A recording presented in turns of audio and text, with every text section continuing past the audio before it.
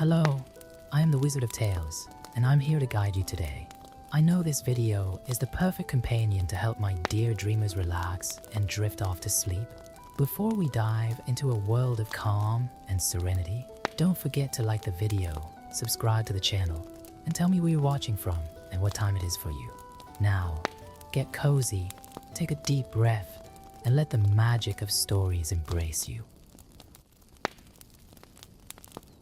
The icy wind blew across the plains of Pine Ridge, carrying with it the ancestral lament that echoed in the memories of the Lakota people. Sarah Swift Eagle, a 17-year-old girl, watched the orange horizon of dusk as her grandfather, Joseph Sacred Cloud, prepared the sacred pipe for the evening ceremony. The sweet aroma of traditional tobacco mingled with the sage that burned slowly beside them. "Grandpa, tell me again about White Buffalo Calf Woman," Sarah asked, her dark eyes reflecting the same curiosity she had as a child. Joseph smiled, the wrinkles on his face telling stories of many winters lived as he adjusted his traditional blanket over his shoulders. "A long time ago, when our people were going through great hardship, 2 young warriors went out hunting," he began, his deep voice carrying the weight of the story. "On their journey, they met a beautiful woman dressed in white, who was carrying a sacred package. One of the warriors had impure thoughts about her and was turned to dust. The other, respectful, was spared and instructed to return to the village to prepare his people for her arrival." Sarah knew the story by heart, but each time she heard it, new details seemed to emerge, like water flowing from an ancient spring. The reserve was facing difficult times. Drought was punishing the land, traditions were being lost among the young people, and poverty was growing like weeds in fertile soil. "The signs are everywhere," Joseph continued, pointing to a group of clouds forming in the sky. "The prophecies speak of his return in times of great need, when the people need to find their way back to harmony." At school, Sarah faced the daily challenge of balancing 2 worlds, that of Lakota traditions and that of modern society. Her classmates often mocked her beliefs, especially Tommy Redfeather, who had completely abandoned traditional customs in favor of the dominant culture. The community was divided. Some, like his Aunt Martha Crescent Moon, insisted that salvation would come through modernization and the abandonment of old superstitions. Others, like her grandfather, remained steadfast in preserving ancestral teachings. That night, as the moon rose in the starry sky, a group gathered in the community center to discuss the growing crisis in the reserve. The drought had destroyed most of the crops, and government resources were scarce.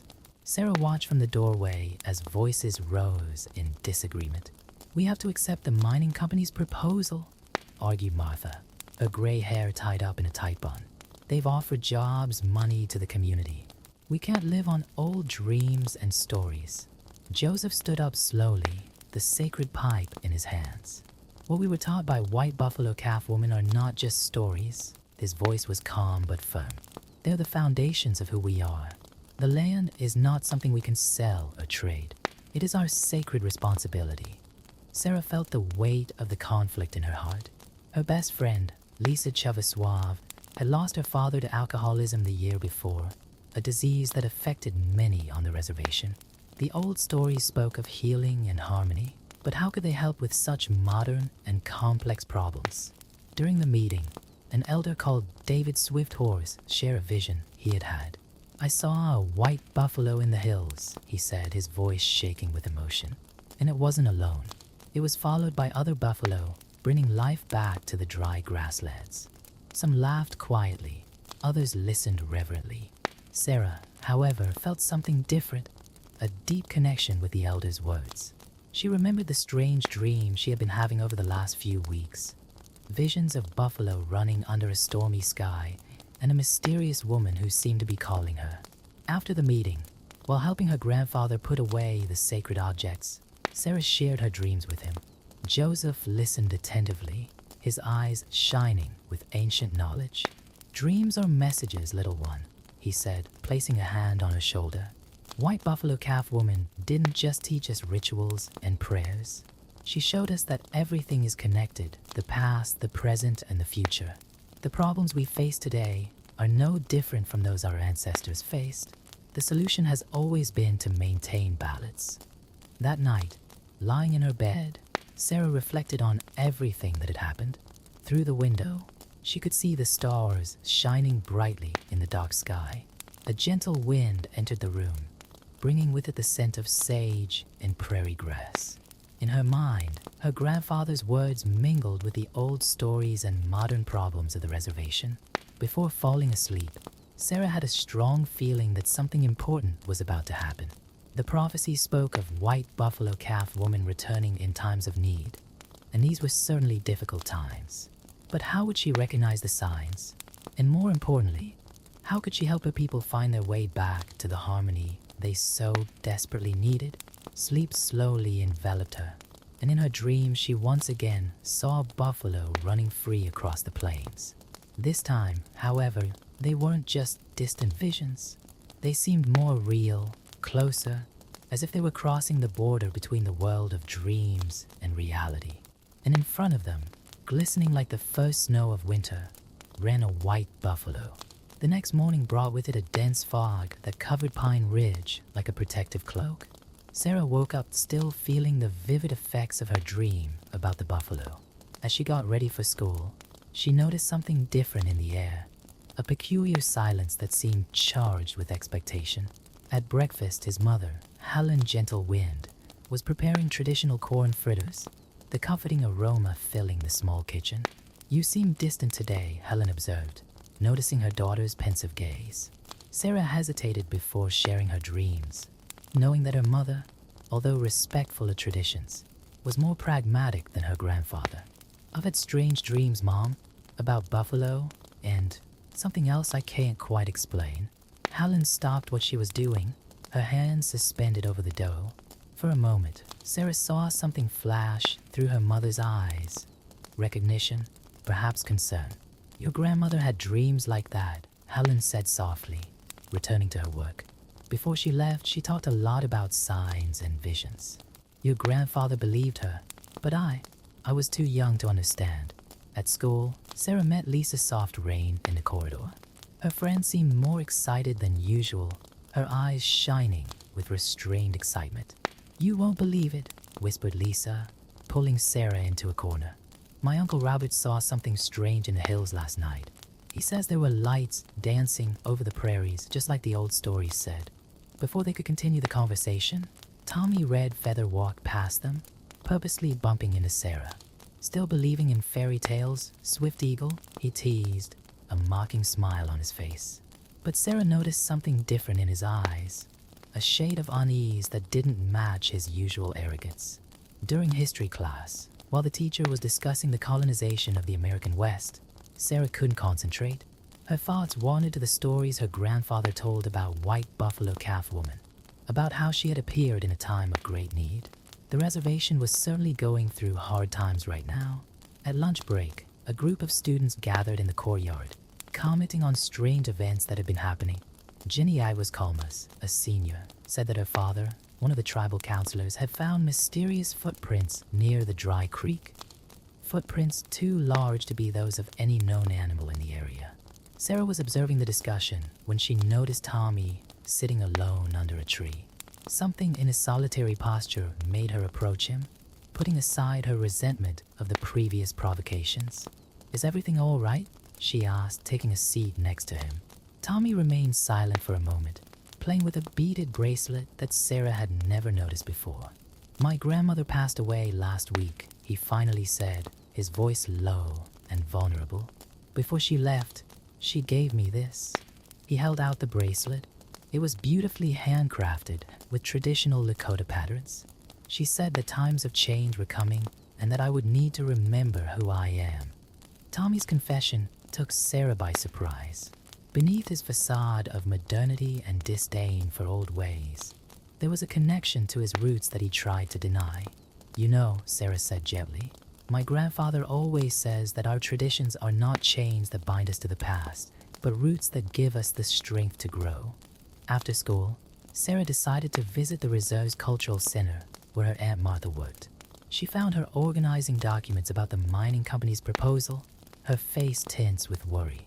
"Sarah dear," Martha smiled tiredly, Have you come help me with the paperwork? Actually, Annie, I came to ask about Grandma. Mom mentioned something about her having special dreams. Martha put the papers aside, a faraway look in her eyes. Your grandmother was an extraordinary woman. She saw things that others couldn't. Before the great flood of '97, she dreamt of rising waters. No one believed her, but she insisted that we prepare shelters. It saved many lives. While Martha was talking, Sarah noticed movement through the window. A group of elders were gathering in the community center, including her grandfather and David Fasthorse. There was an urgency in their movements that caught her attention. Something's happening, murmured Martha, also observing. The elders don't get together like this for no reason. Sarah said goodbye to her aunt and ran to the community center. Through the ajar door, she could hear voices arguing in Lakota. Her grandfather noticed her presence and beckoned her in. The signs are multiplying, said David Swifthorse, his voice shaking with emotion. Not just the lights on the hills and the mysterious footprints. The birds are returning to the dry grasslands, and this morning we found green shoots where nothing had grown for months. Joseph picked up the sacred pipe, his movements deliberate and precise. White Buffalo Calf Woman taught us that renewal comes through connection, with the land, with each other, with our ancestors. Perhaps it's time to bring the people together for a great ceremony. Sarah felt a shiver run down her spine. The elder's words echoed her own feelings, visions, and dreams. Something was changing on Pine Ridge, something that went beyond disputes over mining or modernization. It was as if the land itself was awakening from a long sleep. At nightfall, as he walked home with his grandfather, the wind began to change. Dark clouds gathered on the horizon, bringing with them the distant smell of rain, an aroma almost forgotten in the parched prairies. The times of change have come, little one, said Joseph, watching the sky. And you, like your grandmother before you, have an important role to play. Sarah looked up at the approaching clouds, feeling the weight of her grandfather's words. In her mind, the buffaloes of her dreams kept running, and now they seemed closer than ever. The storm forming on the horizon finally reached Pine Ridge, bringing with it some long-awaited rain. Sarah watched the drops through her bedroom window, while listening to the excited voices of the neighbors celebrating outside. It was as if nature itself was responding to the recent events on the reservation. The next morning, the earth exuded that unique scent of rain and wet soil. Sarah found her grandfather in the yard, examining small green shoots that had sprung up during the night.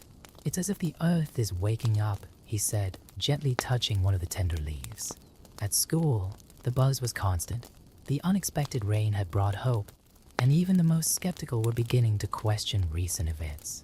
Tommy, who normally kept his distance from Sarah, approached her during break time. My grandmother used to say that when rain comes after a long drought, it's a sign that the spirits are watching, he said, his voice low and hesitant. Sarah noticed that he was still wearing the beaded bracelet, now more visible on his wrist. Lisa joined them, bringing even more intriguing news. Did you hear? They found huge footprints near the old stream, where the water started flowing again. And they're not just the footprints of an animal. They seem to form a pattern, as if they were dancing. The news spread quickly through the reserve. After school, a sizable group of people gathered near the stream. Sarah accompanied her grandfather there, watching as the elders examined the mysterious marks in the damp soil. These are the same ones that appear in the old stories, murmured David Swifthorse, kneeling down to touch the prints. The sacred patterns that White Buffalo Calf Woman taught our people. Aunt Martha was also present, her usual skepticism giving way to an expression of astonishment. This can't be the work of vandals or bromists, she admitted, studying the intricate markings. No one knows these patterns in such detail, except those who have kept the ancient teachings, Joseph added, exchanging a meaningful glance with the other elders. That evening, the tribal council called an emergency meeting. The room was packed, with people of all ages and different views on the traditions. Sarah noticed that even those who normally avoided traditional events were present. The mining company has increased its offer, Martha announced, presenting new documents. They know about the rain and the signs, and they're afraid we'll lose interest in the deal. A murmur went through the room. Joseph stood up slowly, carrying the sacred pipe. Our ancestors taught us that land is not something we can sell. What we are witnessing are the signs that were prophesied. White Buffalo Calf Woman is reminding us of our true wealth. To everyone's surprise, Tommy stood up. His voice trembled slightly, but his words were firm. My grandmother told me, before she left, that we would see signs of renewal. She said we would need to choose between following the path of money or the path of ancient wisdom. Sarah felt her heart racing. Her dreams of the buffalo were becoming more vivid every night, and now she was beginning to understand their meaning. They were not just symbols of the past, but messages for the present and future. The discussion went on into the night, with different voices and opinions being expressed. Some still defended the mining company's proposal, arguing that the money could bring practical improvements to the community. Others, inspired by recent events, spoke of returning to traditional farming and conservation practices. While the adults debated, Sarah noticed a group of young people gathered outside. Lisa, Tommy, and other teenagers were talking quietly, sharing their own experiences of recent dreams and visions. It's like something is calling us back, said Jenny Calmwaters. Yesterday, I dreamed about my great-grandmother, who I've never met. She was dancing with buffalo under a starry sky. The group decided to form a youth circle to study ancient traditions. Tommy, to everyone's amazement, offered his house for the meetings. My grandmother left a lot of books and articles about her culture. I think it's time to really get to know them. Sarah shared her dreams with the group, describing the buffalo and the sense of urgency she felt. Everyone had their own story to tell, their own connections to the past that were beginning to awaken. Meanwhile, at the adults' meeting, an important decision was being made. The tribal council voted unanimously to postpone any decision on the mining company's proposal until the signs had been properly interpreted and understood. Our young people are showing the way, declared David Swiftforce, observing the group gathered outside. They are the bridge between the old and the new. Joseph smiled as he saw his granddaughter at the center of the circle of young people, her voice clear and confident as she shared the stories he had taught her. White Buffalo Calf Woman showed us that renewal comes through generations, he said. The cycle continues. The night progressed, and with it, more rain clouds approached. The air was charged not only with humidity, but with possibilities. Something was changing in Pine Ridge, something that went beyond earthly disputes and everyday worries. Sarah felt a gentle breeze touch her face, carrying with it the scent of sage and wet grass. In her mind, the buffalo continued their eternal dance across the prairies. But now she was no longer alone in her vision. Others were also beginning to see, to dream, to remember. The ancient prophecy spoke of a time of renewal, when White Buffalo Calf Woman would return to lead her people back to harmony. As she watched the raindrops begin to fall again, Sarah realized that perhaps this time would not be a one-off moment, but a gradual awakening, a return to the wisdom that had always been there, waiting to be rediscovered. The rain continued for several days, transforming the arid landscape of Pine Ridge. The streams began to flow again, and the prairies began to show shades of green that had not been seen for a long time. The group of young people led by Sarah continued to meet regularly at Tommy's house, where the old stories took on new life through their voices. At one of these meetings, while they were studying the meanings of the sacred symbols, Lisa arrived breathless with some surprising news. "You have to see this," she exclaimed, her eyes wide with excitement. "There's a group of wild buffalo in the northern hills." The news spread like wildfire through the reserve. Buffalo hadn't been seen in the area for decades. Joseph and the other elders organized an expedition to check it out, and Sarah insisted on accompanying them.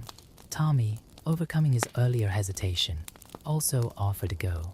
At dawn, the small group set off towards the hills. The air was fresh and clean after the rains, and the rising sun painted the sky in vibrant colors. As they walked, Joseph shared stories about how his ancestors lived in harmony with the buffalo. Every part of the buffalo had a sacred purpose, he explained, not just for food, but for tools, clothing, shelter. They taught us about not wasting, about respecting life in all its forms. After a few hours of walking, David the swift horse signaled for the group to stop. In the valley below, grazing peacefully, was a small herd of buffalo. Sarah felt her heart race. The scene was just like in her dreams. "Look," whispered Tommy, pointing to something moving among the animals. A young buffalo, its pure white coat shining in the morning sun, stood out from the rest of the herd. The silence that followed was deep and reverent. Joseph lit the sacred pipe, blowing smoke in all four directions. "It's no coincidence," he said softly. "The signs are coming together." Back at the reserve, the news of the buffalo, and especially the white buffalo, caused quite a stir. Martha called an emergency meeting of the tribal council, but this time the tone was different. Instead of discussing the mining company's proposal, the conversation centered on how to protect the land where the buffalo had returned. "We can't ignore the significance of this," she declared, surprising everyone with her change of position. "Maybe it's time to reconsider our priorities." The young people in the study group began organizing story-sharing sessions with the younger children in the community. Sarah watched with pride as Tommy, once so resistant to traditions, enthusiastically taught them about the meanings of sacred symbols. Lisa brought her grandmother to one of the meetings, a lady who had rarely left the house since the death of her son. The old woman cried when she saw the young people so interested in the ancient traditions.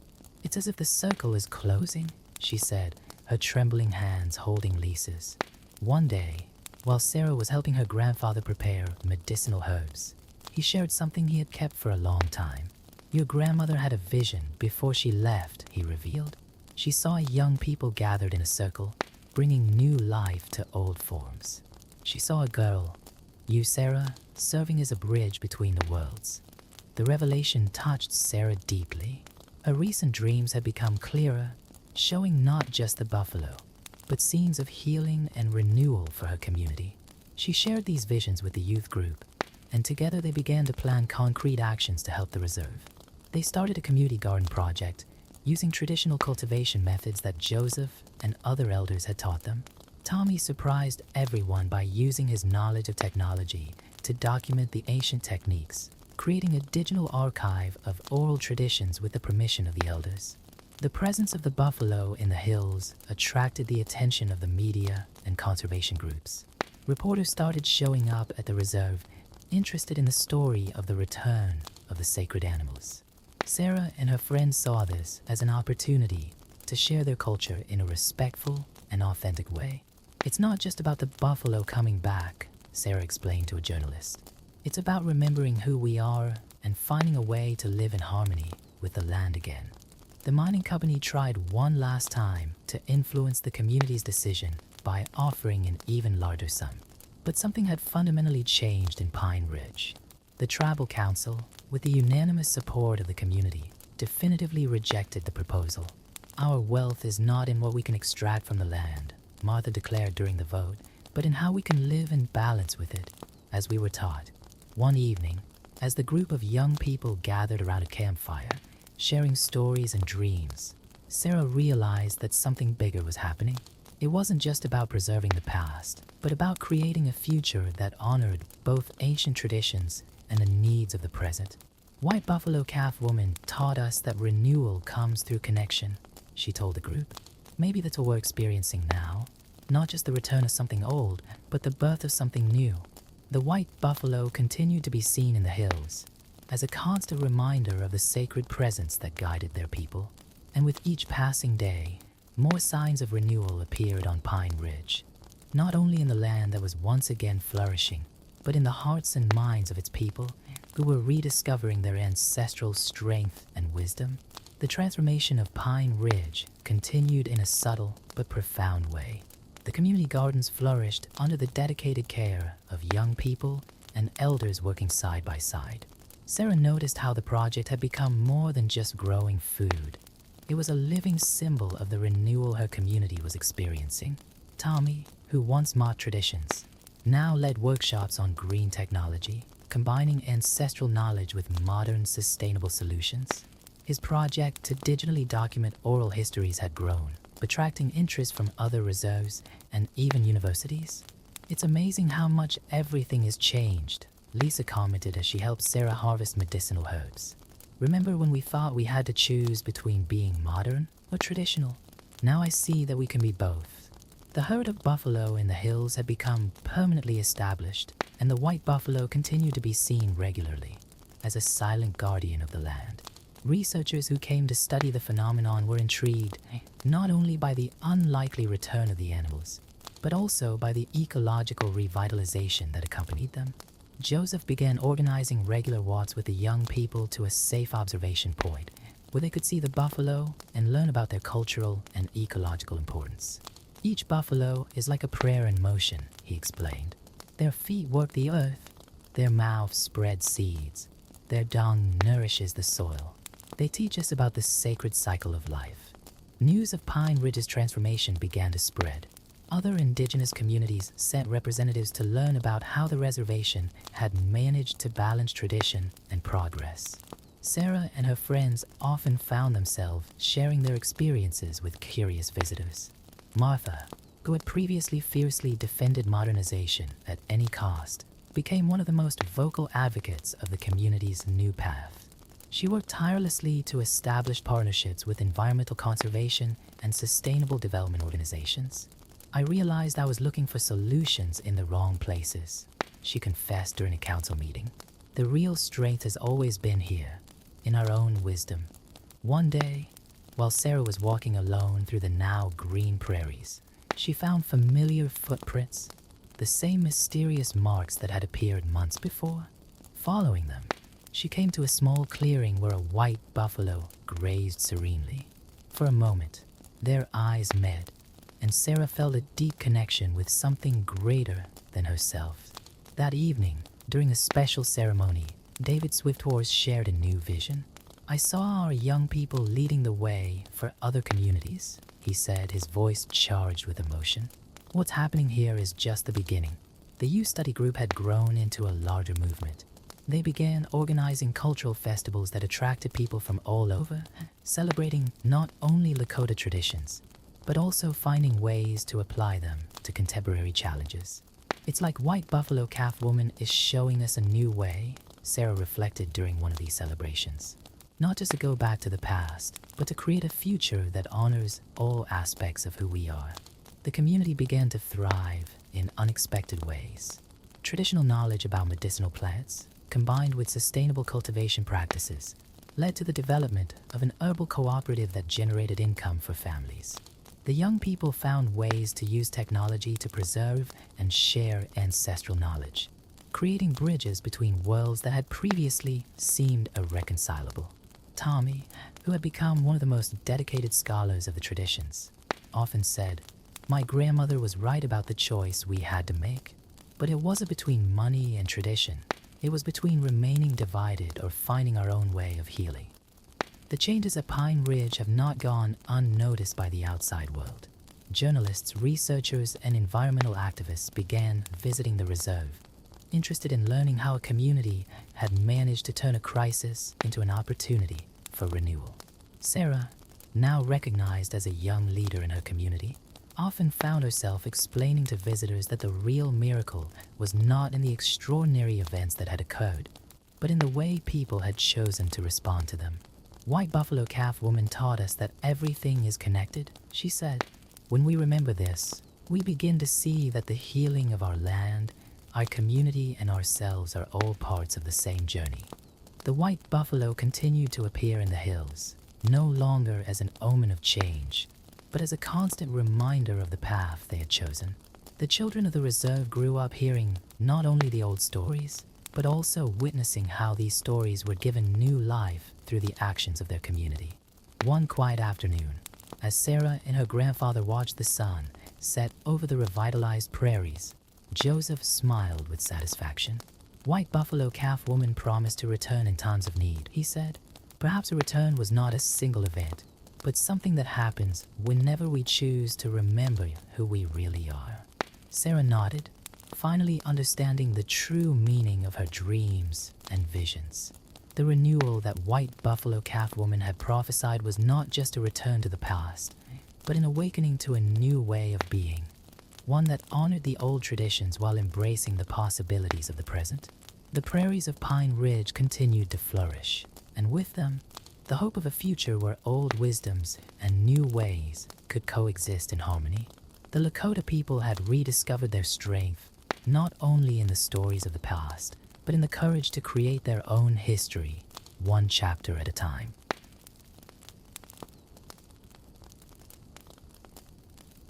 The sun was slowly setting over the small coastal town of Shimanami, painting the sky with orange hues that were reflected in the calm waters of the Mizugawa River. Yuki Tanaka, a 12-year-old girl with black hair in a messy ponytail, sat by the river, throwing pebbles into the water as she watched the last fishermen gather their nets. Her grandfather, Kenji, always said that this was the most dangerous time of the day when the creatures of the river began to awaken. Yuki-chan, her mother's voice echoed from the traditional wooden house at the top of the hill. It's getting late, but Yuki didn't want to go back. Ever since her grandfather had fallen ill 3 months ago, she had spent more and more time by the river, as if the waters could whisper the cure that the doctors couldn't find. The hospital in the base city had given her a discouraging diagnosis, a rare blood disease with no known treatment. The girl sighed, picking up another smooth pebble.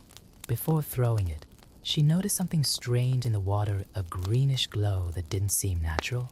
For a moment, she thought she saw a face watching her from the depths, but convinced herself that it was just a reflection of the setting sun in the water. In the village, everyone knew the stories about the kappa. Yuki's grandfather was especially well versed in them, having devoted much of his life to studying the local legends. In his stories, the kappa was not the bloodthirsty monster that some described, but a complex creature capable of great wisdom and generosity as long as it was treated with due respect. If you ever meet a kappa, his grandfather always said, remember to bow deeply. He won't be able to help but reciprocate, and when he does, the water from his head will spill out. Without it, he loses his strength and becomes vulnerable. That evening, during dinner, Yuki barely touched his rice. His mother, Sakura, a woman with a gentle but tired expression, tried to keep up a cheerful conversation, but his grandfather's absence at the table was painfully noticeable. Tomorrow we'll visit him in hospital, said Sakura, pouring more tea. The doctor said he's a bit more cheerful today. Yuki nodded silently, thinking of the face she had believed she saw in the river. An idea began to form in her mind, one that her mother would certainly not approve of. After everyone had gone to bed, Yuki stayed awake planning. Her grandfather's stories about the kappa's medicinal knowledge echoed in her mind. If the doctors couldn't help, maybe there was another solution. The next morning, before the sun had even risen, Yuki quietly slipped out of the house. In her backpack, she carried a special offering, 3 fresh cucumbers, bought with her savings at the market the day before. She also carried a small notebook in which she had carefully written down everything her grandfather had ever told her about the kappas. The river was different in the early hours of the morning, shrouded in a low mist that gave the place an almost magical atmosphere. Yuki walked to her usual spot, but this time, instead of simply sitting down, she began to organize her offering. She laid out the cucumbers on a small white towel she had brought from home, arranging them carefully. Then he knelt down and began to recite the words his grandfather had taught him, an ancient Japanese prayer that, according to him, was especially appreciated by the creatures of the river. Time passed slowly. The sun began to rise over the horizon, dispelling the mist. Yuki remained motionless, determined. Her legs were beginning to ache from the position, but she refused to move. Then she heard a gentle sound of moving water, different from the natural flow of the river. Her heart raced as she saw bubbles rising to the surface, just a few meters from where she stood. The water began to swirl in a small eddy, and then a greenish head emerged from the water, large, curious eyes fixed on it. The kappa was exactly as her grandfather had described, the size of a child, with a beak like a turtle's and a cavity at the top of its head, filled with water that reflected the morning light. Yuki felt her initial fear give way to determination. He remembered his grandfather's teachings and, keeping his eyes lowered in a sign of respect, bowed deeply. As expected, the kappa couldn't help but return the courtesy, and Yuki heard the sound of falling water as he bowed. But she didn't try to take advantage of his momentary weakness that would be disrespectful and could ruin everything. When she raised her head again, the Kappa was watching her with an expression that seemed to mix surprise and approval. His eyes moved to the cucumbers laid out on the towel, and a small smile formed on his beak. "Honorable Kappa-sama," Yuki began, her voice trembling slightly. "I've come to ask for your help. My grandfather is very ill, and the doctors don't know how to cure him. He always spoke of your great wisdom and medicinal knowledge." The Kappa tilted his head, listening intently. His eyes, Yuki noticed, were much kinder than she had imagined, although there was an ancient wisdom in them that made her feel very young and small. Thus began a journey that would change not only Yuki's life, but that of her entire family. What she didn't yet know was that the price of the Kappa's help would be more complex than simple offerings of cucumbers, and that her own courage and compassion would be tested in ways she had never imagined. In the days following his meeting with the Kappa, Yuki established a peculiar routine. Every morning, before sunrise, she would discreetly leave her house and walk down to the Mizuguo River, always carrying a fresh cucumber as an offering. The Kappa, who she now knew was called Mizuki, would appear punctually, emerging from the waters with his characteristic aquatic grace. During these early morning visits, Mizuki began to teach Yuki about the healing properties of the plants that grew on the banks of the river.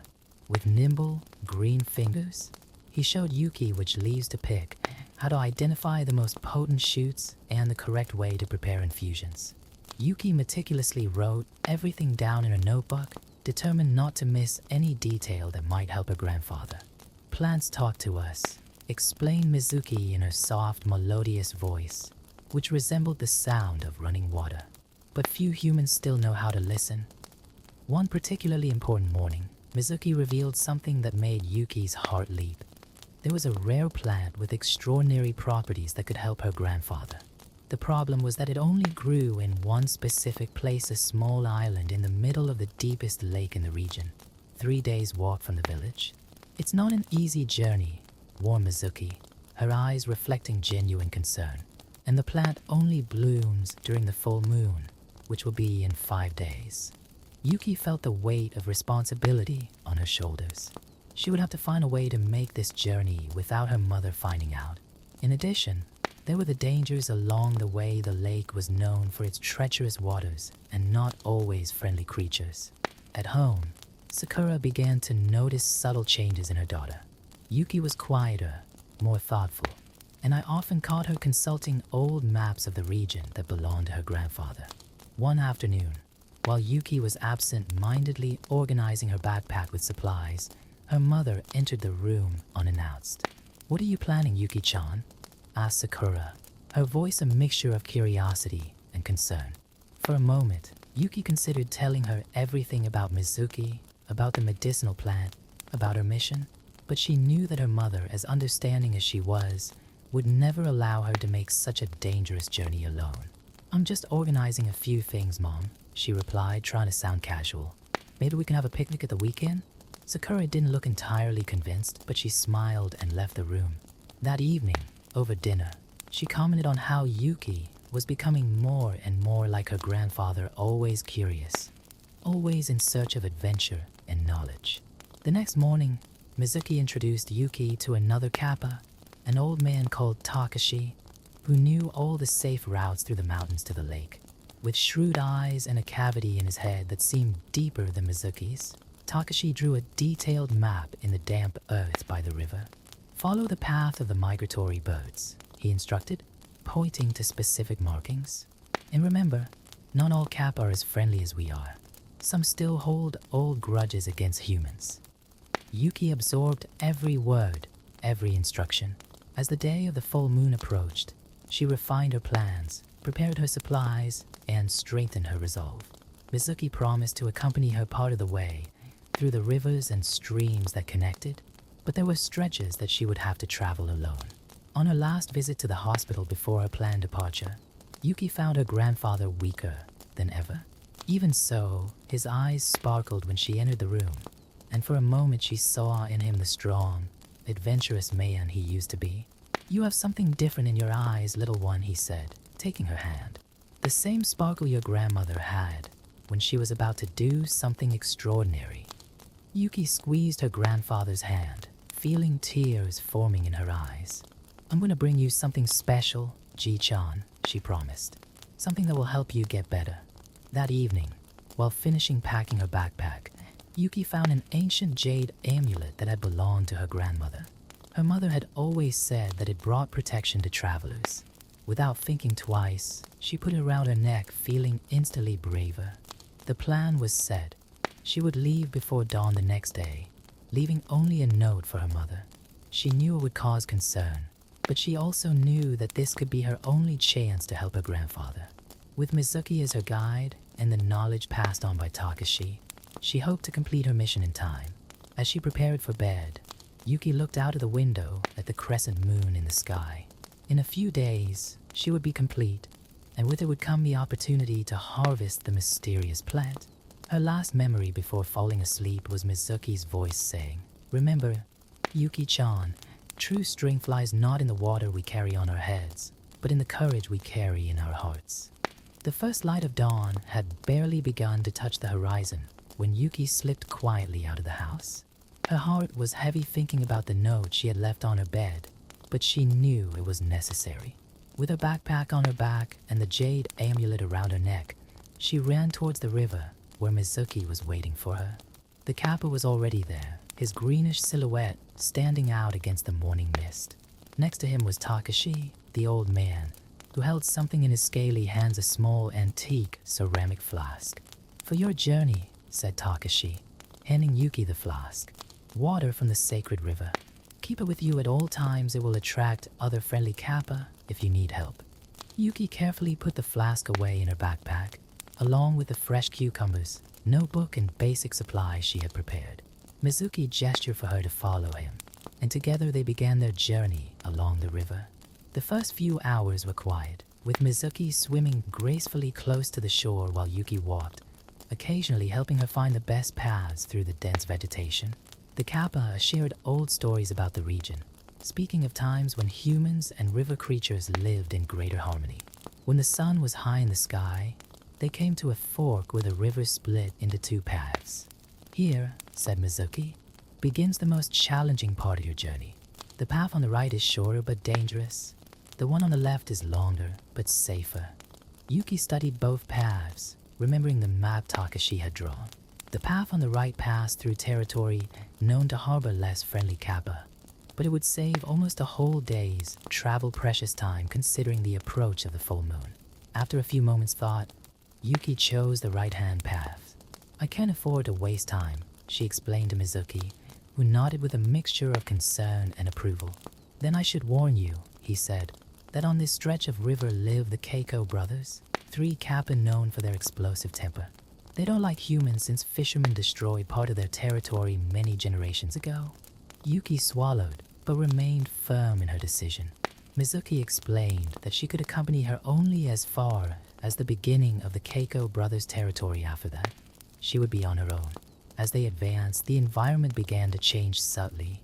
The vegetation became denser and darker, and the sound of the river seemed deeper, almost threatening. Yuki noticed strange markings on the tree symbols that looked like they had been made with sharp claws. "They're warnings," explained Mizuki. "Territorial markings from the Keiko brothers." When they reached the point where Mizuki was supposed to leave her, he held Yuki's hand for a moment. "Remember what you've learned. Courtesy and respect are your best weapons. And don't forget the holy water, use it wisely." With one last look of encouragement, Mizuki dived into the water, leaving Yuki alone for the first time since the start of their journey. She adjusted her backpack on her shoulders and continued walking, her fingers unconsciously touching the jade amulet around her neck. The first sign that she had entered the Keiko brothers' territory came in the form of a sudden, unnatural silence. The birds stopped singing, and even the sound of the river seemed muffled. Yuki stayed alert, remembering her grandfather's teachings on how to deal with river creatures. It wasn't long before she realized she was being watched. Greenish reflections in the water, quick movements in the corner of her vision. The Keiko brothers were testing her, evaluating her before revealing themselves. Yuki decided to stop in a small clearing near the river. With deliberate and respectful movements, she removed 3 cucumbers from her backpack and carefully arranged them on a flat stone at the water's edge. Then she knelt down and began to recite the ancient prayer her grandfather had taught her. For a few moments, nothing happened. Then 3 greenish heads emerged simultaneously from the water, the Keiko brothers. They were larger than Mizuki, with harsher expressions and old scars on their scaly skins. "A human child in our territory," said the largest of them, his voice as deep as distant thunder. "What goal is that?" Yuki remained calm, remembering Mizuki's words about the importance of courtesy. He bowed deeply, keeping his eyes lowered in a sign of respect. As expected, the 3 Kappa couldn't help but reciprocate the gesture, and the sound of falling water echoed in the clearing. "I humbly ask permission to cross your territory," said Yuki, his voice firm despite his fear. "I'm traveling in search of a medicinal plant to save my grandfather's life." The Keiko brothers exchanged glances, seeming surprised by her honesty and formality. The youngest of the 3 approached, examining the offerings she had left. "You know our customs," he observed, "and you bring appropriate gifts." The eldest of the brothers swam to the shore, his eyes fixed on Yuki with a piercing intensity. "Why should we trust a human? Your kind has betrayed us before." It was then that Yuki had an idea. Carefully, she took out the vial of sacred water from her backpack. "This water was a gift from Takashi-sama," she explained, "to prove that I come in peace and with the blessing of the Kappa of the Mizugo River." The 3 brothers' eyes widened as they recognized the ancient bottle. The eldest took it reverently, removing the lid to smell its aroma. After a moment's consideration, he handed the bottle back to Yuki. "You speak the truth," he declared, "and you show wisdom beyond your years. You may cross our territory, but you must promise to keep the ways of the Kappa a secret." Yuki bowed again deeply, his heart overflowing with relief and gratitude. The youngest of the brothers even offered to guide her across the most treacherous part of the river, where the currents were especially strong. As she continued her journey, now with an unexpected guide, Yuki reflected on how right her grandfather had been. Respect and courtesy really were the keys to dealing with the creatures of the river. But there was still a long way to go, and the clock was ticking. The full moon was approaching, and with it the crucial moment of their mission. After the surprising alliance with the Keiko brothers, Yuki set off with renewed energy. The youngest of the brothers, who introduced himself as Kenshin, swam calmly beside her, guiding her through the most difficult stretches of the river. As they progressed, the landscape began to change dramatically. The banks became steeper and rockier, and the air colder as they approached the mountains. "The sacred lake is beyond that peak," explained Kenshin, pointing to a distant mountain covered in mist. "But there's another challenge before we get there, the Valley of Eternal Mists." Yuki consulted her notebook, recalling the map drawn by Takashi. The Valley of Eternal Mist was a mythical place where the veil between the spirit world and the physical world was said to be thinner. Even the Kappa avoided that region whenever possible. As the day progressed, Yuki began to notice subtle changes in the environment. The sound of the river became softer, almost musical, and strange lights occasionally danced between the trees. Kenshin became more and more restless until he finally stopped at a small cove. "This is as far as I can keep up with you," he said, his voice heavy with concern. "The valley begins just after that bend. Remember, in the valley, not everything you see is real, and not everything that is real can be seen." Yuki thanked him for his help with a deep bow, offering him his last cucumber as a parting gift. Before leaving, Kenshin added, "If you meet the guardian of the valley, don't look directly into her eyes, but don't look away completely either. That would be considered an insult." With these enigmatic words echoing in her mind, Yuki continued alone. The mist began to thicken rapidly, until she could barely see a few meters in front of her. The sound of the river became her only reliable guide through the ethereal whiteness. As he walked, whispering voices seemed to emerge from the mist, some familiar, others completely strange. At one point, he was sure he heard his grandfather's voice calling his name, but he remembered Kenshin's warning. Not everything he perceived was real. The hours passed strangely in the valley. The sun, when visible through the mist, seemed to jump irregularly in the sky, as if time itself were distorted.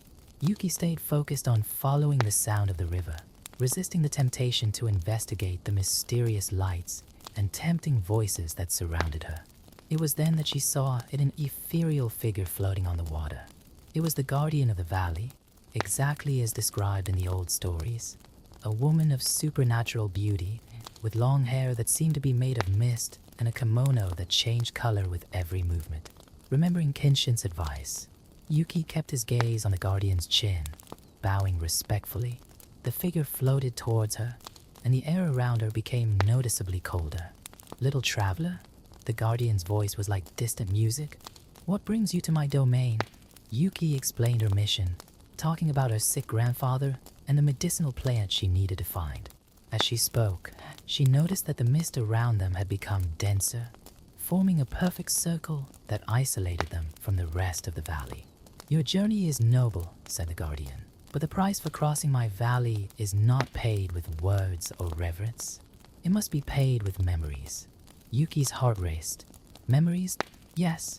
To move forward, you must give me your most precious memory of your grandfather. You will keep the knowledge that he exists in his mission, but the memory itself will be mine." Yuki felt tears forming in her eyes. Her memories of her grandfather were her most precious treasures, especially now that he was so ill. But then she remembered the purpose of her journey.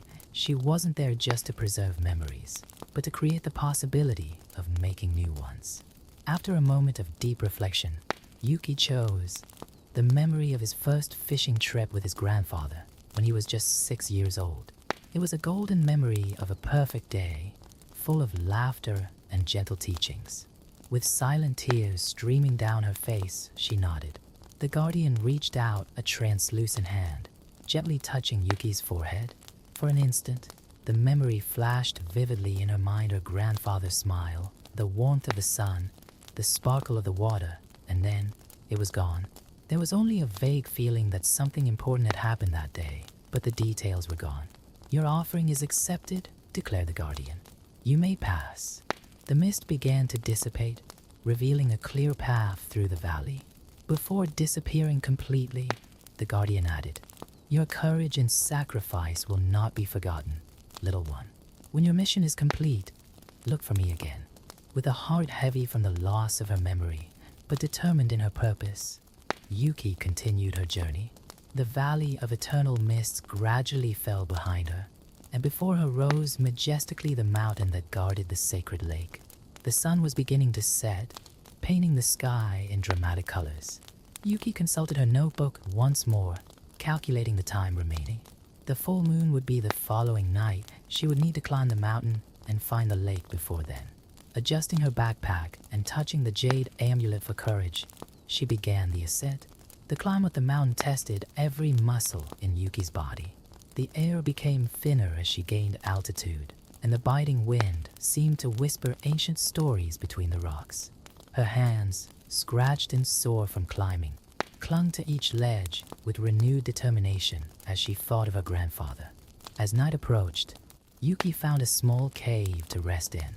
As she ate some of the onigiri she had brought from home, she watched the almost full moon rising over the horizon. Tomorrow night, she would need to be not only at the lake, but on the small island in its center where the medicinal plant grew. Sleep came in restless fragments, populated by dreams of dancing kappas and memories that seemed incomplete. The price paid in the valley of eternal mist still weighed heavily on her heart. He woke up before dawn, his muscles protesting against the hard floor of the cave, but his determination stronger than ever. The last part of the climb proved to be the most challenging. The path became almost vertical in some sections, and Yuki had to use all her agility and courage to keep going. When she finally reached the top, the sun was high in the sky, and the view took her breath away. In front of her stretched a lake with waters so crystal clear that they seemed to be made of liquid glass. In the center of the lake, exactly as described, was a small island covered in lush vegetation that seemed to glow with a light of its own. Yuki consulted his notes one last time. He needed to reach the island before nightfall, when the full moon would begin to exert its influence on the medicinal plant. As she studied the best way to get down to the lake shore, a movement in the water caught her eye. 3 figures emerged gracefully. They were kappas, but different from anyone she had met so far. Their skins had a deep bluish hue, and the cavities in their heads seemed to contain not ordinary water, but something that sparkled like liquid stars. "Welcome, young traveler," said the tallest of the creatures, her melodious voice echoing over the surface of the lake. "I am Amaya, guardian of this sacred lake. Mizuki warned us of your arrival." Relief flooded Yuki's heart when she heard the name of her first Kappa friend. She bowed deeply, formally introducing herself and explaining her mission. Amaya and her companions listened attentively, their ancient eyes shining with wisdom and compassion. "The plant you seek is precious," Amaya explained. "It only blooms under the light of the full moon, and its healing power is unparalleled. But reaching it won't be easy. The waters of this lake hold deep secrets, and not all of its inhabitants are hospitable." As if to emphasize his words, something large moved in the depths of the lake, creating ripples on the hitherto perfect surface. The other two Kappas exchanged worried glances. "I can help you cross the lake," offered Amaya, "but the island itself is sacred territory. No aquatic creature may set foot on it. You must complete the last part of the journey alone." The sun was beginning its descent over the horizon when the preparations were completed. Amaya created a small raft using special aquatic plants, intertwining them with an ancient skill. As she worked, she shared with Yuki the secrets to identifying and harvesting the medicinal plant correctly. "Remember," she said, "the plant must be harvested exactly when the full moon is at its zenith. Not a moment before, not a moment after." With her heart racing, Yuki boarded the fragile raft. Amaya and her companions began to guide her through the crystal clear waters, swimming in a triangular formation to protect her from any underwater threats. As they advanced, Yuki could see mysterious shapes moving in the depths, some beautiful, others disturbing. As they neared the island, an underwater roar made the raft shake. An ancient creature, something between a serpent and a dragon, partially emerged from the water, its eyes fixed on Yuki for thousands of years. "The guardian of the island," whispered Amaya. "You must prove your worth before you set foot on sacred ground." The guardian rose even higher out of the water, his imposing presence making Yuki feel tiny. But instead of fear, she felt a strange calm. Slowly, she took out the vial of sacred water and the jade amulet, presenting them to the guardian.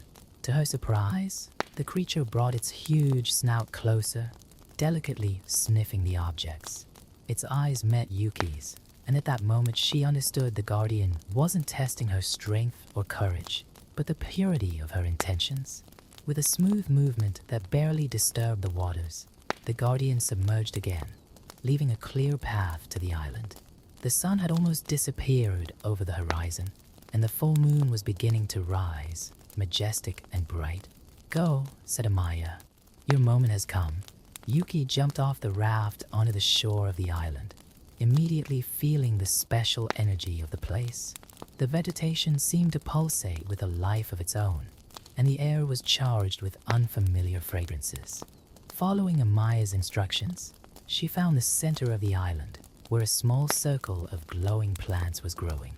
The moon rose slowly in the night sky, and Yuki waited patiently, mentally going over the moves she would need to make. When the moment finally arrived, she picked the plant with precise, reverent movements, exactly as she had been instructed. The plant in her hands emitted a soft glow, its energy pulsating in tune with the moonlight. Tears of joy and relief streamed down Yuki's face finally. She had the chance to save her grandfather in her hands. Returning would be a new adventure, but now she knew she wasn't alone.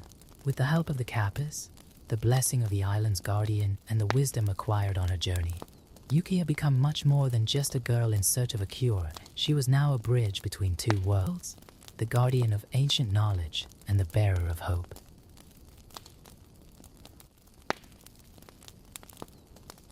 The Harrison family's old mirror had remained untouched in the attic for decades.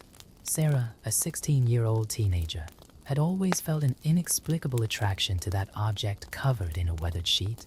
That autumn afternoon, while organizing some boxes at her mother's request, Her fingers brushed against the dusty fabric that concealed the Victorian mirror. "Don't touch that," warned Emily, her best friend, who was helping her with the cleaning. "My grandmother always said that old mirrors hold stories that are best not awakened." Sarah rolled her eyes, but couldn't hold back a shiver when an icy breath blew through the attic, making the floorboards creak. "Do you really believe in such superstitions? It's just an old mirror." "It's not just any mirror," said Emily, approaching cautiously. "They say it belonged to Mary Sullivan, that woman who mysteriously disappeared in the 50s. Have you ever heard the story?" Sarah nodded, her curiosity piqued. The attic, lit only by the dim light coming in through a small circular window, seemed the perfect setting for supernatural stories. Emily sat down in an old rocking chair, which protested with a high-pitched groan. Mary was a young widow who lived alone in the house next door. People said she practiced strange rituals after she lost her young son in an accident. One night, neighbors heard screams coming from her house. When the police arrived, they found only this mirror with scratch marks on the glass. Sarah felt a chill run down her spine, but remained skeptical. And how did this mirror get here? Her grandmother bought Mary's house at an auction, along with some furniture. This mirror was one of them. Emily lowered her voice. "They say that if you look closely, you can see dark stains that look like dried blood." At that moment, thunder echoed in the distance, making the two girls jump. The approaching storm cast unsettling shadows across the attic, bringing the covered shapes of the old furniture to life. "Had you ever heard of the Bloody Mary ritual?" asked Emily, her voice almost a whisper. Sarah nodded, who hadn't heard that urban legend. "Well, some people believe that this mirror is especially receptive to that kind of invocation." Sarah laughed nervously, trying to disguise her discomfort. "Don't tell me you want to try." "Of course not," Emily replied quickly. "But today is October 31st, Halloween. If there's ever a time for scary stories, this is it." The rain began to fall outside, its drops drumming on the roof like restless fingers. Sarah found herself staring at the covered mirror, wondering what could be hiding under that dusty sheet. "My mother tells me that her grandmother used to have terrible nightmares after she brought that mirror home," Emily continued. "She used to say that she saw a woman in a white dress stained with blood standing at the foot of the bed, always pointing to the attic." Sarah felt her heart race. The story was stirring her more than she'd like to admit. Why didn't anyone ever get rid of him? "They tried," Emily replied, leaning forward. 3 times. Each time, the mirror mysteriously returned to the attic the next morning. A new clap of thunder, closer now, made the lights flicker. For an instant, Sarah swore she saw a movement reflected in the small piece of the mirror that was exposed where the sheet had slipped. "Let's go downstairs," suggested Emily, standing up abruptly. "It's getting late, and your mother asked us to finish before nightfall." But Sarah remained motionless, her eyes fixed on the mirror. There was something hypnotic about it, something that called to her. Without realizing it, she took a step forward, her fingers reaching for the sheet. "Sarah," Emily tried to stop her, but it was too late. The fabric slid smoothly away, revealing the mirror in all its dark glory. The frame was adorned with intricate carvings of rose bushes, their flowers and thorns so detailed that they looked real. The glass, although dulled by time, still reflected their images with disturbing clarity. And it was then that Sarah noticed. There were 3 reflections in the mirror, not 2. A pale, hazy figure hovered behind them, its form undefined but undeniably feminine. For an instant that seemed like an eternity, no one moved. The air in the attic became dense, charged with an ancient, malevolent energy. Emily was the first to react, pulling Sarah tightly by the arm. The two stumbled down the stairs, closing the attic door with a bang. Gasping, they looked at each other in the second-floor corridor. Did you see it?" Emily stammered, her face pale as wax.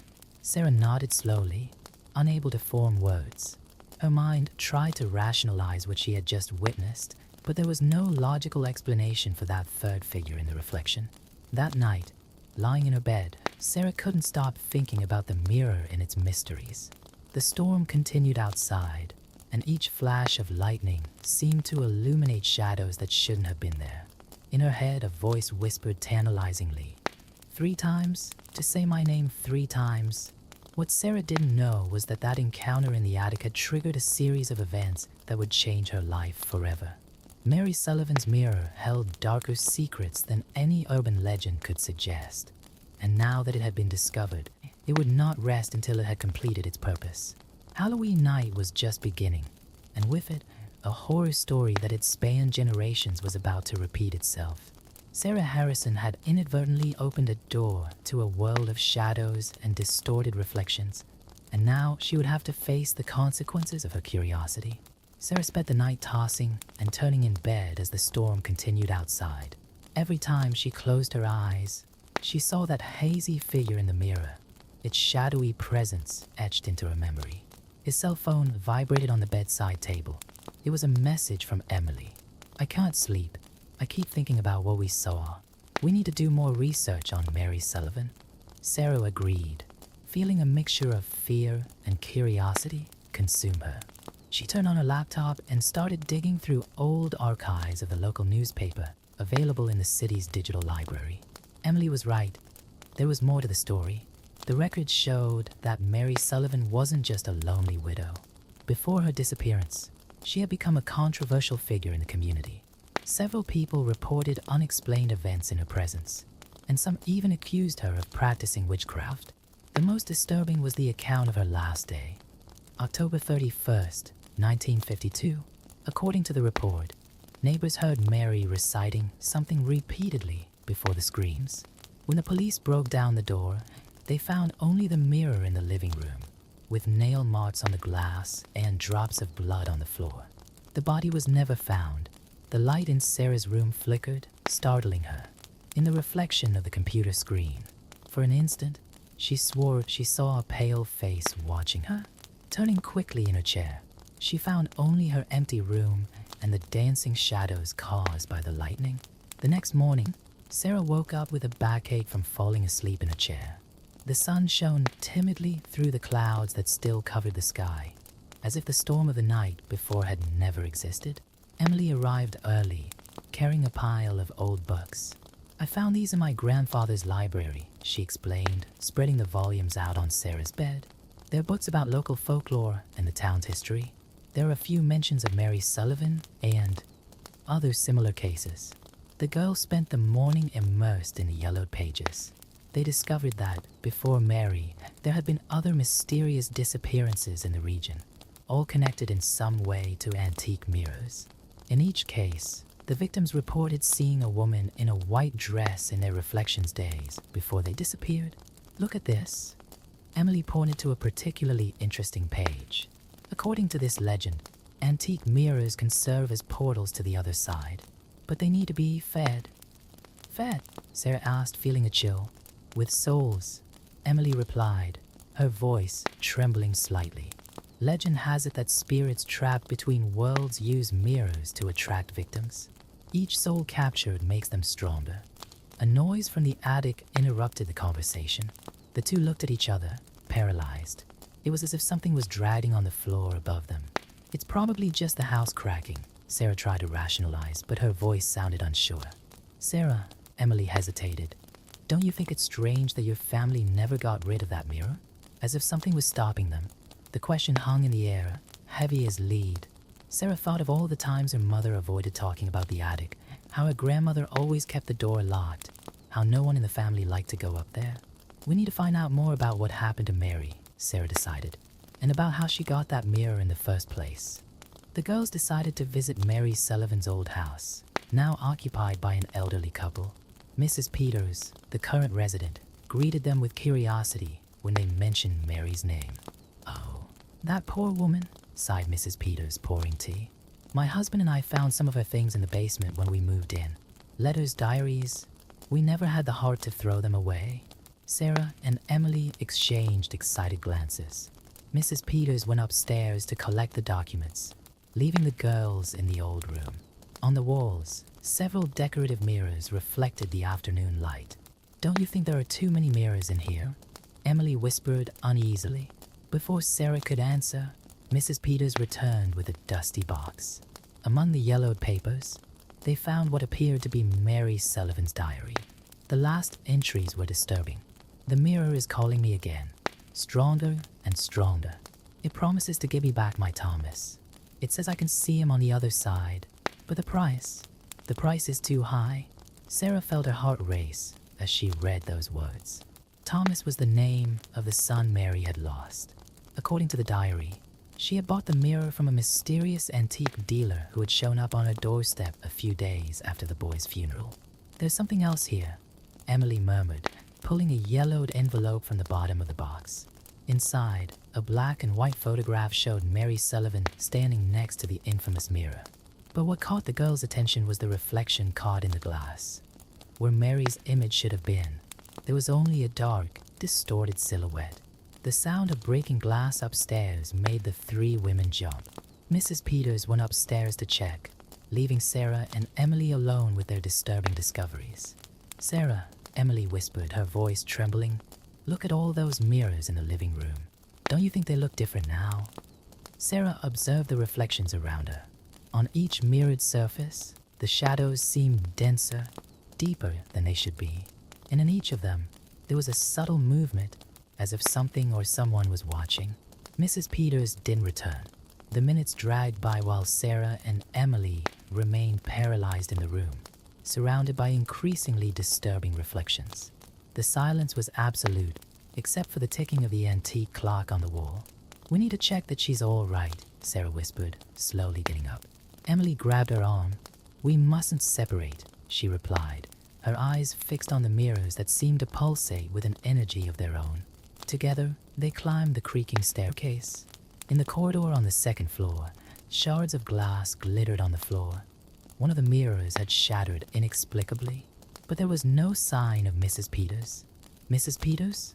called Sarah, her voice trembling. No answer. In every room they checked, they found more mirrors, some covered by sheets, others exposed, all emanating an aura of malevolence that made their hearts race. "Sarah, look at this." Emily pointed to an ajar door at the end of the corridor. It was a small office, its walls covered in yellowed newspaper clippings. As they approached, they realized that they were all about mysterious disappearances over the decades. "They weren't just stories," Emily muttered, studying the clippings. "It's happened before, many times." A pattern began to emerge. Each disappearance was connected to old mirrors, and they all occurred in 7-year cycles. The last documented case was that of Mary Sullivan in 1952. "Wait," Sarah calculated mentally. "If the pattern continues, this year, it's the next cycle," Emily added, her face pale. A loud thud from upstairs startled them both. It was coming from the attic. Sarah held tightly to Mary's diary, which she still carried, feeling that its pages held crucial answers. Determined to find Mrs. Peters, they went up to the attic. The door was ajar, a dim light escaping through the crack. As they entered, their eyes took a while to adjust to the dimness. The attic was a labyrinth of old mirrors, all uncovered, their reflections multiplying the space infinitely. In the center, on a round table, there was an open book and a candle that had almost been consumed. "It's a grimoire," Emily whispered, approaching the book. "Look at these notes. They're rituals for communicating with the other side." Sarah flipped through Mary's diary, looking for connections. The last few pages revealed a frightening truth. Mary hadn't simply disappeared.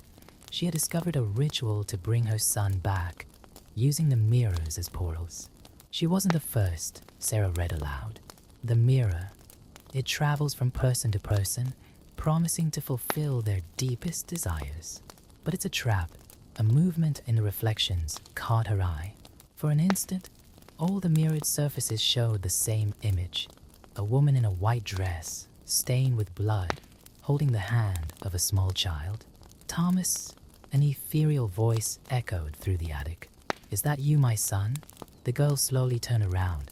Mrs. Peters was standing in the doorway, but there was something wrong with her gaze. It was empty, glazed. "She's possessed," Emily whispered, stepping back. "No," Sarah realized, "it's Mary. She's never left this house. She's in all the mirrors." The figure of Mrs. Peters advanced mechanically, her hands outstretched. "I need my son. I need to complete the ritual." Sarah flipped frantically through the diary, looking for answers. The pages revealed that Mary had discovered how to use the mirrors to create a network of portals, each fed by the life energy of its victims. "The mirror in your house," Emily said, understanding. "It's not just a portal, it's the original. The first one." The temperature in the attic plummeted. In the reflections, shadows began to move independently, forming distorted silhouettes that contorted and reached towards them. "We need to destroy it," Sarah declared, clutching the diary to her chest. "It's the only way to free them all." But when they tried to move towards the door, they found that they were surrounded. In each mirror, a different version of Mary Sullivan watched them, some crying, others smiling malevolently. "No one leaves," Mrs. Peters / Mary's voice echoed. "Not until the ritual is complete." Sarah realized that it was no coincidence that they had found the mirror in the attic of her house, just as it was no coincidence that they were there at that moment, discovering the truth. The mirror had planned everything, patiently waiting for the right moment to complete its macabre cycle. The candle on the table flickered, casting dancing shadows across the walls. In each reflection, the images began to distort, revealing glimpses of another world, a place of darkness and despair, where lost souls wandered eternally. "There's something in the diary," Emily said, flipping through the pages quickly. "A counter-ritual." Mary tried to undo what she had started, but she couldn't complete it. The words were interrupted by a high-pitched scream. Mrs. Peters had collapsed, her body writhing on the floor as a dark mist emanated from her eyes and mouth. The mirrors began to vibrate, their surfaces rippling like water. Sarah and Emily found themselves at a crucial moment, surrounded by distorted reflections and a supernatural force that had waited decades for this moment. Whatever they did next would determine not only their fates, but also that of all the souls trapped between the mirror worlds. And at the center of it all, the original mirror waited in its attic, its blackened surface pulsing with an ancient and evil energy, ready to claim its next victims. Sarah gripped the diary with renewed strength, her eyes frantically scrolling through the pages as Emily tried to help Mrs. Peters. The dark mist emanating from the unconscious woman began to take shape in the air, revealing silhouettes that danced like living shadows. "Here," exclaimed Sarah, her finger trembling over a stained page. Mary discovered that the original mirror needs to be destroyed at a specific time, when the veil between the worlds is at its thinnest. "Midnight on Halloween," Emily added, understanding. Exactly when Mary disappeared, the antique clock downstairs began to chime, its chimes echoing through the house like a dark omen. It was only 2 hours to midnight. "But there's more," Sarah continued reading. "The ritual needs to be performed by someone who shares a connection with the mirror. Someone from the lineage of one of the victims." A shiver ran down her spine as the realization hit her. Her grandmother had bought Mary's house and mirror. It was no coincidence. The mirror had chosen her family, waiting patiently for the right moment. The temperature in the attic continued to drop, and now their breaths formed little clouds in the air. In the reflections, Mary's images multiplied infinitely, some crying, others laughing, all coming closer and closer to the surface of the mirrors, as if they were trying to cross them. "Sarah," Emily whispered, her voice trembling, "look at Mrs. Peters." The old woman's body began to transform, her skin acquiring an unearthly pallor. Her eyes, when they opened, were completely black. When she spoke, it was no longer her voice. "You don't understand," Mary's voice said through her. "It's not just about my Thomas. There are so many others, so many lost souls. We need to set them free." "Free them or imprison them?" Sarah challenged, holding up the diary like a shield. "The mirror doesn't free anyone. It only consumes." A supernatural wind swept through the attic, causing the pages of the grimoire on the table to turn furiously. The flames of the candles danced violently, casting shadows that seemed to have a life of their own. Emily, who had approached the grimoire, began to read aloud. "The mirror feeds on pain and loss. The stronger the desire for reunion, the more powerful it becomes. Mary wasn't its first victim. She was just another in a long line of desperate souls. Sarah felt something tug at her mind, like a distant call. Images began to flow into her consciousness. Her grandmother, young and frightened, staring into the same mirror, generations of women before her, all lured by the promise of reunion with lost loved ones. We need to act now, Sarah decided, her voice finding strength. If we wait until midnight, the mirror will be at its most powerful. But the ritual? Emily began to protest. We can't follow his rules, Sarah interrupted. That's how he manipulates us. We need to do something unexpected. At that moment, Mrs. Peters/Mary stood up, her body moving unnaturally. You can't interfere. The cycle must be completed.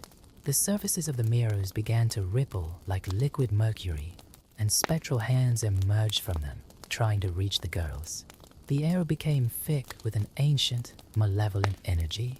Sarah looked at the diary in her hands, then at Emily, and finally at the original mirror in her own attic, visible through the window of the neighboring house. An idea began to form in her mind, a dangerous one, but perhaps her only chance. Emily, she said, her voice low and urgent, I need you to trust me. When I tell you run to my house and get the mirror from the attic, bring it here. But Sarah, it's the only way. If we can gather all the mirrors, including the original one, maybe we can overload the ritual, force it to self-destruct. The shadows around them intensified, and Mary's voice echoed throughout the attic. You can't stop what's already in motion. The veil is opening, and all those who were lost will return. Sarah watched the reflections twist and turn, each surface showing a different aspect of the shadowy world beyond the glass. In some, she saw familiar faces, people who had disappeared over the years, all trapped in a limbo between worlds. Now, Emily, Sarah shouted, pushing her friend towards the door as she herself faced the possessed figure of Mrs. Peters. Chaos ensued in the attic. The mirrors vibrated with deafening frequency, their surfaces continually cracking and reconstituting themselves. The dark mist emanating from Mrs. Peters began to take on more defined forms, silhouettes of all the mirror's victims over the centuries. Sarah held Mary's diary tightly, its pages now glowing with a light of their own, as if the words written so long ago were awakening. She began to recite the counter-ritual, but not as Mary had written it. She reversed it, turning the words of invocation into an incantation of banishment. Time seemed to distort as she waited for Emily to return. Each second dragged on like hours, and the shadows around her grew denser and more threatening. The power of the mirror was growing, fueled by the approach of midnight. The battle for the salvation of the trapped souls was about to reach its climax, and Sarah knew that the next decisions would determine not only her fate, but that of all those who had been captured by the dark reflection over the years. The real test of her courage and determination was just beginning. Time seemed to compress and expand as Sarah held her position, reciting the inverted words of the ritual. The mist around her became denser and denser, and the voices of the trapped spirits echoed in a supernatural cacophony. Emily burst into the attic, carrying the original mirror with difficulty. Her face was pale and sweaty. Sarah, there's something wrong. The mirror, it's pulsating. Indeed, the surface of the mirror was emitting a reddish, pulsating glow like an evil heart. When Emily positioned it next to the other mirrors in the attic, a wave of energy ran through all of them, making them vibrate in unison. Fools! Mary's voice thundered through Mrs. Peters. You have just completed the circle. The portal is now complete. Sarah realized her mistake too late. By bringing in the original mirror, they had inadvertently strengthened the connection between the worlds. The mirrored surfaces began to melt like wax, their shapes merging into a single gigantic portal. Emily, the grimoire, Sarah shouted, still holding the journal. There must be something we can use. As Emily frantically flipped through the old pages, Sarah noticed something in Mary's notes that she hadn't seen before. Among the smudges and scribbles, there was a pattern, a repeating symbol, always drawn with what looked like dried blood. The blood is the key, Sarah murmured, understanding. It's not about destroying the mirrors. It's about breaking the bond, Mrs. Peters' figure began to twitch unnaturally, her body arching at impossible angles. The mist that enveloped her took the definitive form of Mary Sullivan, but not as the desperate woman who had disappeared decades ago. This was a corrupted version, her black eyes like bottomless pits, in her white dress stained dark red. So many years, the apparition spoke, her voice reverberating throughout the attic, so many souls collected, and now, finally, the ritual can be completed. The clock began to chime, announcing the approach of midnight. Each chime made the mirrors pulse more strongly, and spectral figures began to emerge from the liquid surfaces, all the victims of the mirror over the centuries. Sarah looked at Emily, who still held the grimoire, and then at the diary in her own hands. In a moment of clarity, she understood what needed to be done. "Emily," she called out, her voice firm despite her fear. "Remember when we were children and we made that blood pact? We need to do it again. Now." Emily understood immediately.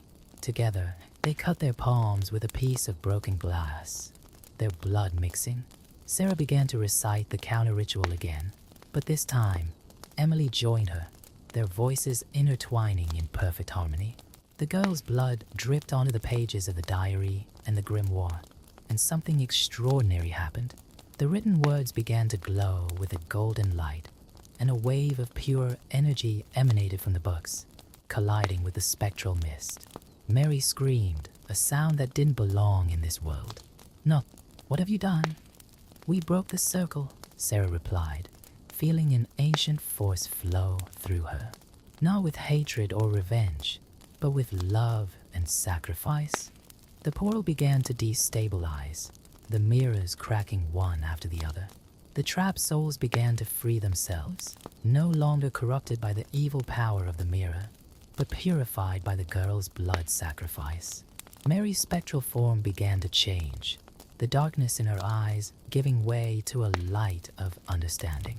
For a moment, Sarah saw the woman she had really been, a mother devastated by loss, manipulated by an ancient force that fed on her pain. "Thomas," Mary called out, her voice now soft and clear. A small luminous figure emerged from the fragments of the mirrors, the spirit of her son, finally free from his spectral prison. "Mama," the child's voice echoed through the attic, and Mary stretched out her arms, tears of joy streaming down her ethereal face. The final stroke of midnight rang out as mother and child were reunited in a luminous embrace. A wave of golden light exploded from the point of contact, sweeping through the attic and shattering all the mirrors simultaneously. Sarah and Emily hugged each other, shielding themselves from the rain of broken glass. When the light dimmed, they found Mrs. Peters unconscious but breathing normally. The mirrors were shattered, their surfaces reduced to glittering dust that floated in the air like tiny stars. On the floor, among the shards, Mary's diary and the grimoire had turned to ash, their function fulfilled. The cycle of horror that had lasted for generations was finally broken. In the days that followed, Sarah and Emily discovered that all the old mirrors in the city had shattered that night. People reported visions of golden lights and feelings of inexplicable peace. Gradually, the stories of the mysterious disappearances were forgotten, like nightmares that fade with the sunrise. Mrs. Peters didn't remember what had happened, but her face carried a serenity that hadn't been there before. As for the attic of Sarah's house, it had been transformed into an ordinary room, full of light and free of the shadows that had inhabited it for so long. The girls kept their secret, but the small scars on their palms remained as a reminder of the power of sacrifice and true friendship. Sometimes, on particularly dark nights, they swore they saw golden reflections in the corner of their eyes. No longer a sign of terror, but a reminder that even in the deepest shadows, the light of love and courage can find its way through. And somewhere, beyond the veil between the worlds, a mother and her son finally found the peace they had sought for so long, free from the spectral chains that had kept them trapped in a dark reflection for generations.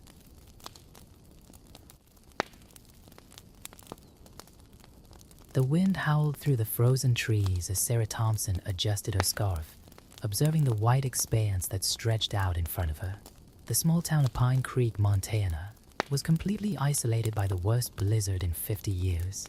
As the community doctor, she knew that the next few weeks would be crucial for the survival of the 300 inhabitants.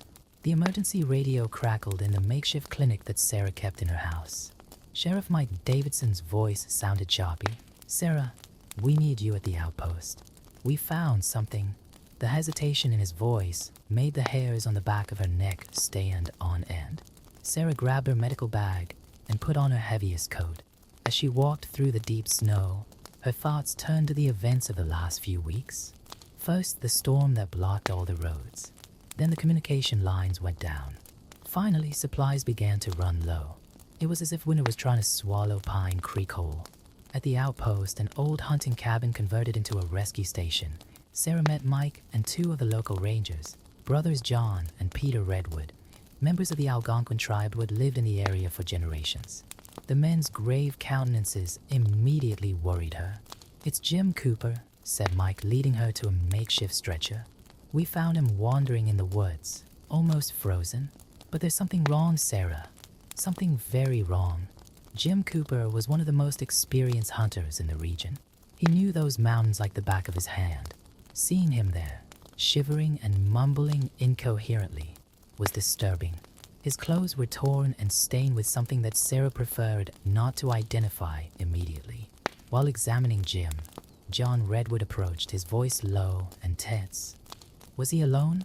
The question seemed strange until Sarah remembered that Jim had gone hunting with his partner, Bill Matthews, 3 days ago.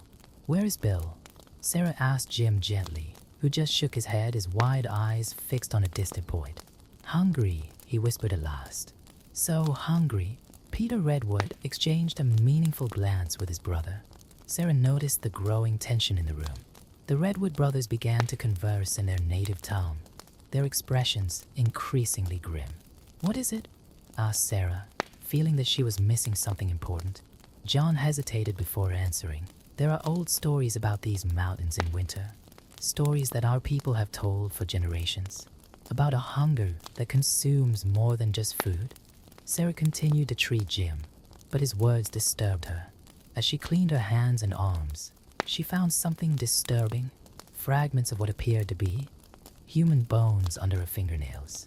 Sheriff Mike pulled Sarah aside, keeping his voice low. "We need to keep this quiet for now.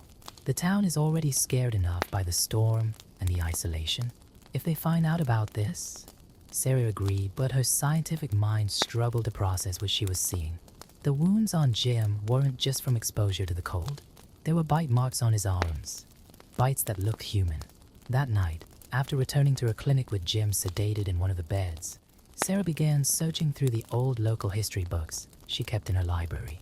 She found mentions of similar events, periods of extreme isolation during the winter where people mysteriously disappeared. The sound of the wind outside seemed different now, almost like a hungry whale. Sarah looked out of the window and, for a moment, thought she saw a tall, skeletal figure among the trees, but convinced herself that it was just the snow being blown by the wind. A scream from the room where Jim was resting made her run. She found the bed empty, the sheets torn, and the window open, letting in the icy wind and snow. On the windowsill, nail marks and blood formed a disturbing pattern. Sarah rushed to the radio. "Mike, Jim's escaped. I repeat, Jim has escaped." The reply came through static. "Stay where you are. We're on our way." And Sarah, "Lock all the doors." While she waited, Sarah realized that the temperature inside the clinic had dropped dramatically, even with the heater running. Her breath formed clouds of steam in the air, and a strange smell, like rotten meat mixed with ice, began to fill the room. The Redwood brothers had mentioned an old story about a hunger that consumed more than just food, about a winter spirit that turned men into monsters. Sarah had always been a woman of science, but that night, as she listened to the strange sounds coming from the forest, she began to question everything she believed she knew about reality. And there were still many weeks of winter ahead. The night wore on as Sarah tried to keep calm in the clinic, the distant sound of howls echoing through the forest. They weren't wolf howls. They were different, more human and at the same time charged with a primal hunger that made her stomach turn. Sheriff Mike and his team arrived 20 minutes later, carrying powerful flashlights and rifles. "We found footprints in the snow," said Mike, brushing the snow off his boots. "But they don't make sense. They start off normal, the size of Jim's boots, but gradually they get bigger. Much bigger." John Redwood approached the broken window, examining the marks left by Jim. His brother Peter stood near the door, vigilant. "This has happened before," John murmured, his voice laden with concern. "In the stories of our people, when the winter is too long and the hunger too deep." Sarah picked up her medical records, showing them to the group. Before he escaped, Jim showed signs of severe hypothermia, but also physiological changes that I can't explain. His body temperature was absurdly low, but he was still conscious, and his teeth seemed to be getting sharper. A noise from the attic made everyone raise their heads. Mike signaled for 2 of his deputies to go up and investigate. The silence that followed was oppressive, broken only by the howl of the wind. "We need to find him before." Peter hesitated, exchanging meaningful glances with his brother. "Before the transformation is complete." "Transformation?" Sarah questioned, although part of her already knew the answer. The old stories of the Algonquins, Jim's behavior, the bite marks, everything was beginning to form a terrible picture in her mind. A high-pitched scream cut through the night, coming from the direction of the town market. The group immediately mobilized, running through the deep snow. Sarah insisted on accompanying them, her medical bag firmly in her hands. There was still a chance that she could help Jim in some way. The market was dark, its windows blurred by the cold. Deep scratch marks marked the back door, which had been partially broken down. Mike ordered them to form groups of 2. Sarah stayed with John Redwood, while the others spread out around the establishment. "Legend has it that the more they eat, the bigger they get," whispered John as they searched the dark corridors. "But nothing is ever enough. The hunger never goes away." The market shelves were partially empty, the result of the isolation caused by the blizzard. Sarah noticed blood marks on the floor, leading to the meat area. The smell of rotting meat was strongest there. A sound of metal being dragged caught her attention. In the cold room, they found signs that someone had been there recently. Torn packages of meat, bones scattered on the floor. But it wasn't just animal flesh that had been consumed. "My God," Sarah whispered when she noticed the remains of familiar clothes. The same ones Bill Matthews had been wearing when he went hunting with Jim. John abruptly pulled Sarah back as a huge figure passed the entrance to the chamber. For an instant, she glimpsed a figure that her brain refused to process. Something that had once been Jim Cooper, but was now much larger. Its skin stretched over elongated bones, needle-sharp teeth visible in a mouth that smiled unnaturally. Gunshots echoed through the market. Mike and the others must have found the creature. Sarah and John ran towards the sounds, only to find 2 wounded deputies and Mike trapped behind an overturned shelf. "He's too fast," shouted Mike, reloading his gun. "And the bullets don't seem to have any effect." Peter emerged from another corridor, carrying something in his hands, an ancient tribal amulet. He began to recite words in his native tongue, causing the creature that used to be Jim to flinch momentarily. Sarah watched in horror as the thing moved impossibly, its limbs too long and disproportionate. Its eyes, once brown, were now as white as ice, and its breath formed crystals in the air. "The whole city is in danger," said John, his voice urgent. "If we don't stop him now, others could be affected. The spirit of the Wendigo is contagious, especially when there's hunger and desperation." Sarah thought of the 300 inhabitants of Pine Creek, the weeks of isolation still to come, the dwindling supplies. The conditions were perfect for the curse to spread. A cry of pain from Mike brought her back to reality. The creature had managed to reach him, its claws leaving deep marks on his arm. Peter continued his chant, louder now, making the monster squirm as if in pain. "We need fire," shouted John. "It's the only thing that can stop it apart from ancient rituals." Sarah remembered the small blowtorch she kept in her medical bag for emergency procedures. It wouldn't be much, but it might be enough to give them a chance. The storm outside seemed to respond to the commotion inside the market, the wind howling harder, the snow beating against the windows as if it wanted to get in. And in the midst of the chaos, Sarah began to understand that this wouldn't just be a fight for survival. It would be a fight for the very humanity of all of them. With torch in hand, Sarah advanced alongside the Redwood brothers.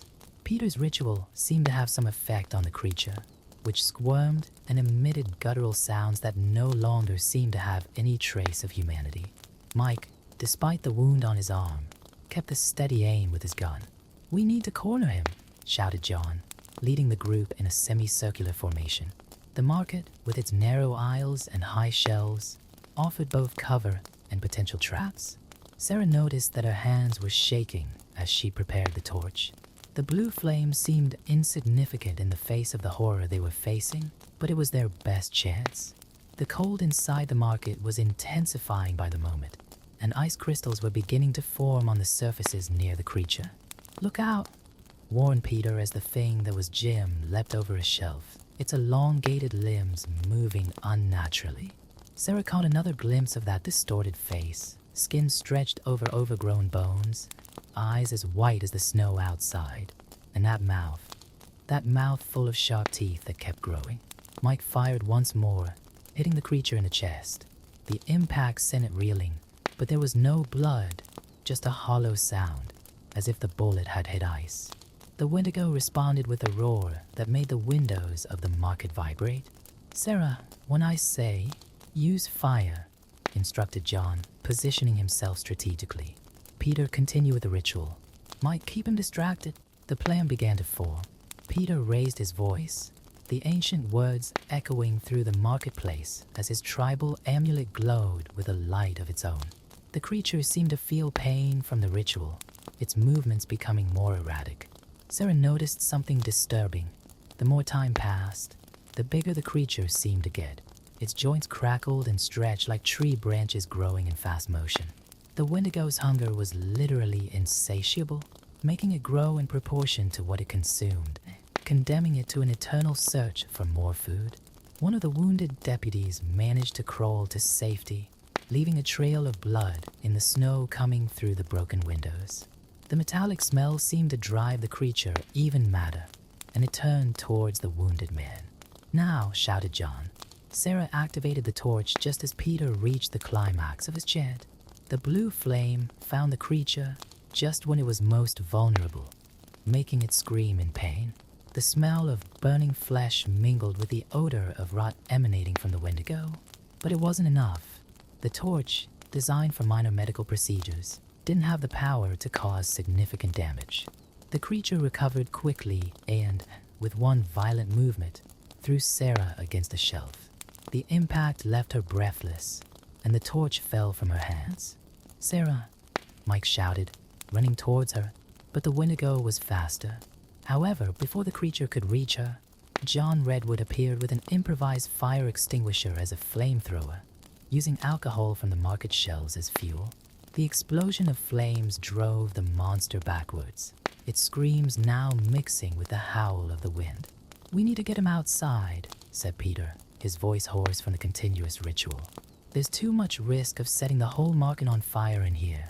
Sarah stood up with difficulty, her ribs protesting. Through the pain, she realized that Peter was right. If the fire spread, they could lose the few supplies left for the city. The group began to maneuver strategically, using fire and rituals to guide the creature towards the back exit. The Wendigo, although wounded, was still incredibly agile and strong. Its every move seemed to defy physics, its limbs twisting at impossible angles.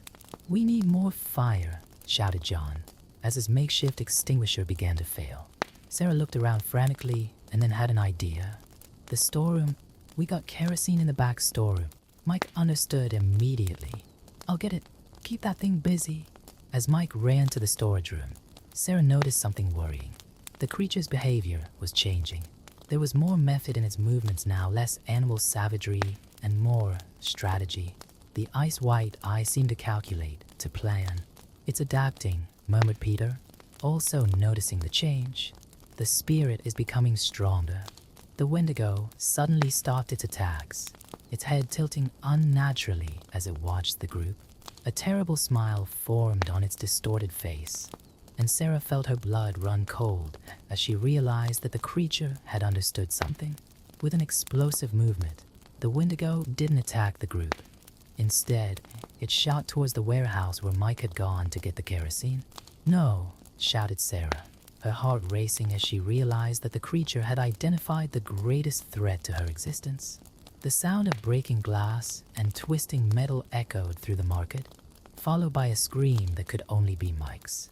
The group ran towards the warehouse. But Sarah knew they might be too late.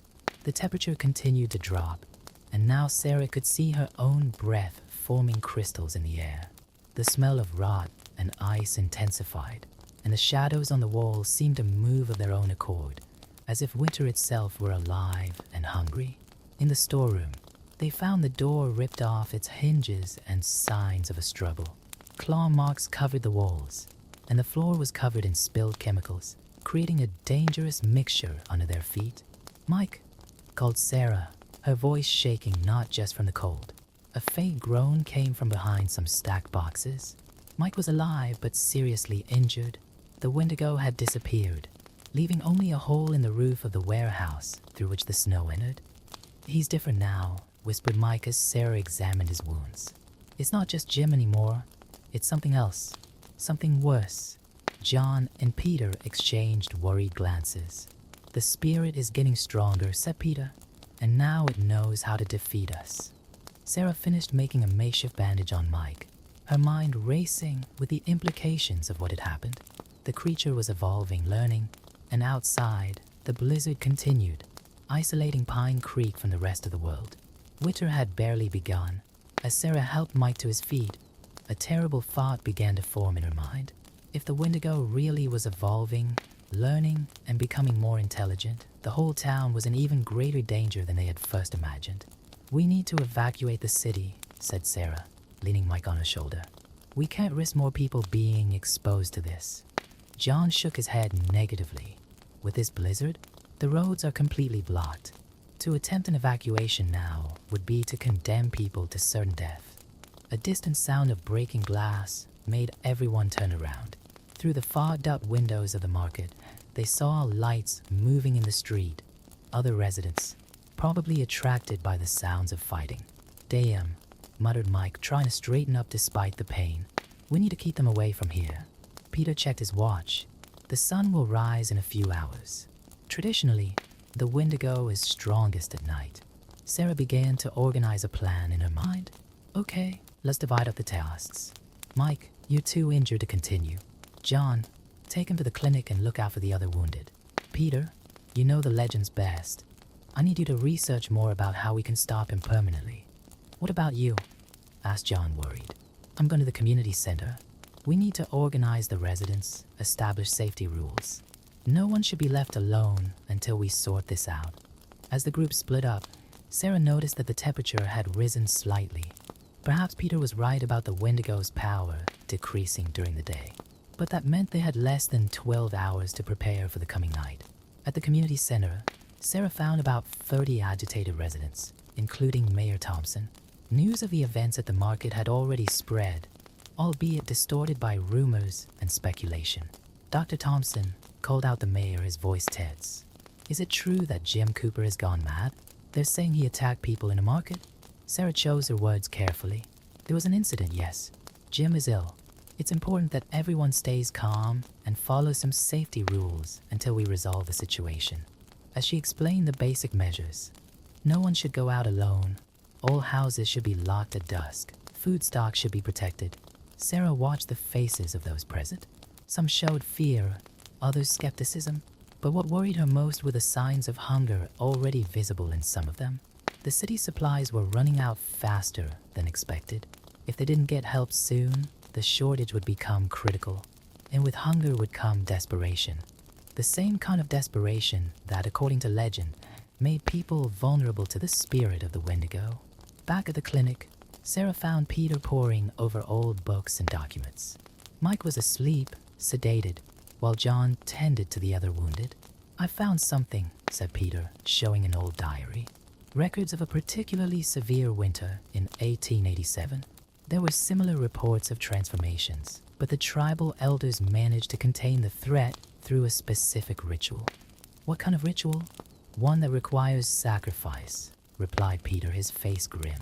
The Wendigo is a spirit of hunger and greed. To banish it, you must demonstrate the opposite, complete self-sacrifice. Sarah felt a chill that had nothing to do with the cold. Are you talking about human sacrifice? Not necessarily. The sacrifice can be symbolic, but it must be meaningful, something that represents the rejection of greed that the Wendigo embodies. Before they could argue further, the emergency radio crackled. It was one of the deputies patrolling the western area of the city. Dr. Thompson, we have a situation at the Matthews barn. Sarah closed her eyes for a moment, remembering that this was the barn belonging to Bill's family, Jim's hunting partner who had disappeared. I'm on my way. In the barn, Sarah found a disturbing scene. The Matthews family had stored a considerable amount of supplies without informing the rest of the town. Now, other residents had found out, and a heated argument was threatening to escalate into violence. You don't understand, shouted Mrs. Matthews, guarding the entrance to the barn. It's not greed, it's survival. Sarah realized that the situation was a perfect reflection of what the Wendigo represented. How fear and hunger could turn ordinary people into something less than human. And as she tried to calm her nerves, she noticed movement in the shadows of the barn. Something moving unnaturally between the ceiling beams. The creature was watching, waiting, and Sarah knew that every moment of conflict and selfishness only made it stronger. The sun began to set over the horizon, painting the snow as red as blood. In a few hours, darkness would take over again, and with it would come the real test for the inhabitants of Pine Creek. Not just a fight against a monster, but a battle against their own most basic fears and impulses. Sarah looked up at the darkening sky, knowing that they needed to find a solution before hunger, both literal and metaphorical, consumed them all. The situation in the Matthews barn was deteriorating rapidly. Sarah realized that she needed to act before violence erupted, both human and supernatural. The Wendigo was still up there, his presence an icy shadow that made the hairs on the back of everyone's neck stand on end. Even if most of them couldn't identify the source of their discomfort. Everyone listen to me. Sarah raised her voice above the din. Fighting over supplies is exactly what we can't do now. It will only make our situation worse. Peter and John Redwood arrived at that moment, bringing with them the ancient diary and their tribal amulets. Seeing the tension in the room, they immediately understood the seriousness of the situation. The spirit feeds on this, whispered Peter, his eyes fixed on the shadows on the ceiling. Every act of selfishness makes it stronger. Sarah had an idea. Turning to the crowd, she began to talk about sharing and togetherness. To her surprise, Mrs. Matthews was the first to give in, perhaps also feeling that evil presence hanging over everyone. All right, she said, tears in her eyes. We'll split everything, but it's not just for us. It's for Bill. He's always helped everyone. The mention of Bill created a heavy silence. Everyone there knew that he had disappeared with Jim, and suspicions about his fate were dark. The sound of wood cracking above them reminded Sarah that they didn't have much time. We need to act now, said John, preparing for the ritual they had discovered. The symbolic sacrifice needs to be made before night falls completely. Sarah watched as the Redwood brothers organized a circle with ancestral symbols drawn in the snow. The plan was risky. They would use the barn's own supplies as a sacrifice, a physical demonstration of their rejection of the greed that the Wendigo represented. Mike, still wounded but determined, arrived limping with other deputies. The whole town is coming here, he informed them. It's as if something is attracting them. It's the spirit, Peter explained. It wants witnesses. It wants to spread its influence. The ritual began as the last rays of the sun disappeared over the horizon. Peter and John chanted ancient hymns, their voices blending with the icy wind. Sarah and the others formed a larger circle, protecting the ritual from the curious onlookers who kept arriving. It was then that the Wendigo finally revealed itself. The creature that had once been Jim Cooper was now even larger, its distorted form barely resembling something human. Its elongated limbs moved like branches in a storm, and its face was a mask of eternal hunger. Panicked cries echoed through the crowd, but no one ran. Perhaps it was fear, perhaps it was the ritual, but everyone seemed hypnotized by the scene that was unfolding. "Continue the ritual," shouted Sarah when she saw Peter hesitate. "We can't stop now." The Wendigo attacked, but this time it didn't aim at people. It wanted the supplies, the physical source of the greed that fueled it. Its claws sliced through the freezing air, approaching the center of the circle where the food had been placed. It was at that moment that Sarah understood. It wasn't just about burning the supplies, it was about choice, about voluntary sacrifice. Grabbing a torch, she advanced to the center of the circle. "Sarah, no!" shouted Mike, trying to reach her. But she had already made her decision. As a doctor, her duty was to save lives, even if it meant sacrificing something important. With one decisive movement, she set fire to the supplies. The Wendigo roared, a sound that carried all the hunger and despair of the cruelest winter. The fire spread quickly, consuming not only the food, but also years of medical records and equipment that Sarah had stored in the barn. Her life's work dedicated to the community. Peter and John intensified their chanting, their voices now carrying real power, almost visible in the freezing air. The Wendigo began to twitch, its impossible body twisting in even more disturbing ways. "It's working," shouted John. "The spirit is losing its anchor." The creature tried one last desperate attack, its claws coming dangerously close to Sarah. But she didn't back down. She stood firm, watching the flames consume not only the supplies, but also the symbol of all the selfishness and greed that had allowed the Wendigo to gain power. With a final scream that made the entire structure of the barn shake, the Wendigo began to fall apart. First its extremities, then its entire body, like snow melting under the sun. In the end, all that remained was a puddle of frozen water, and in the center of it, a human body. Jim Cooper, himself again, although irreversibly changed by the experience. The silence that followed was broken by the distant sound of helicopters. The blizzard had finally subsided enough to allow help to reach Pine Creek. In the days that followed, as the town received supplies and medical assistance, Sarah reflected on what they had faced. The Wendigo had been banished, but its lesson remained. In the darkest winters, it is humanity that we must preserve above all else. Jim survived, although he was never the same again. The Redwood brothers remained in town, now respected not just as forest rangers, but as guardians of an ancient and vital wisdom. And when the next winter came, the inhabitants of Pine Creek faced it united, sharing resources and looking out for each other. Because now they knew, true monstrosity lies not in cold or hunger, but in choosing to put one's own survival above collective humanity.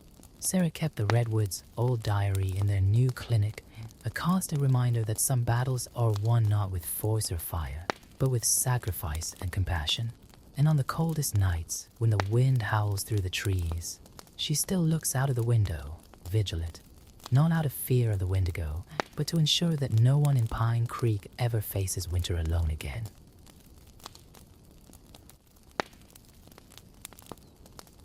The sun was setting over the Egyptian horizon, tinting the sky with golden and crimson hues, as the mighty god Ra prepared for his nocturnal journey through the underworld.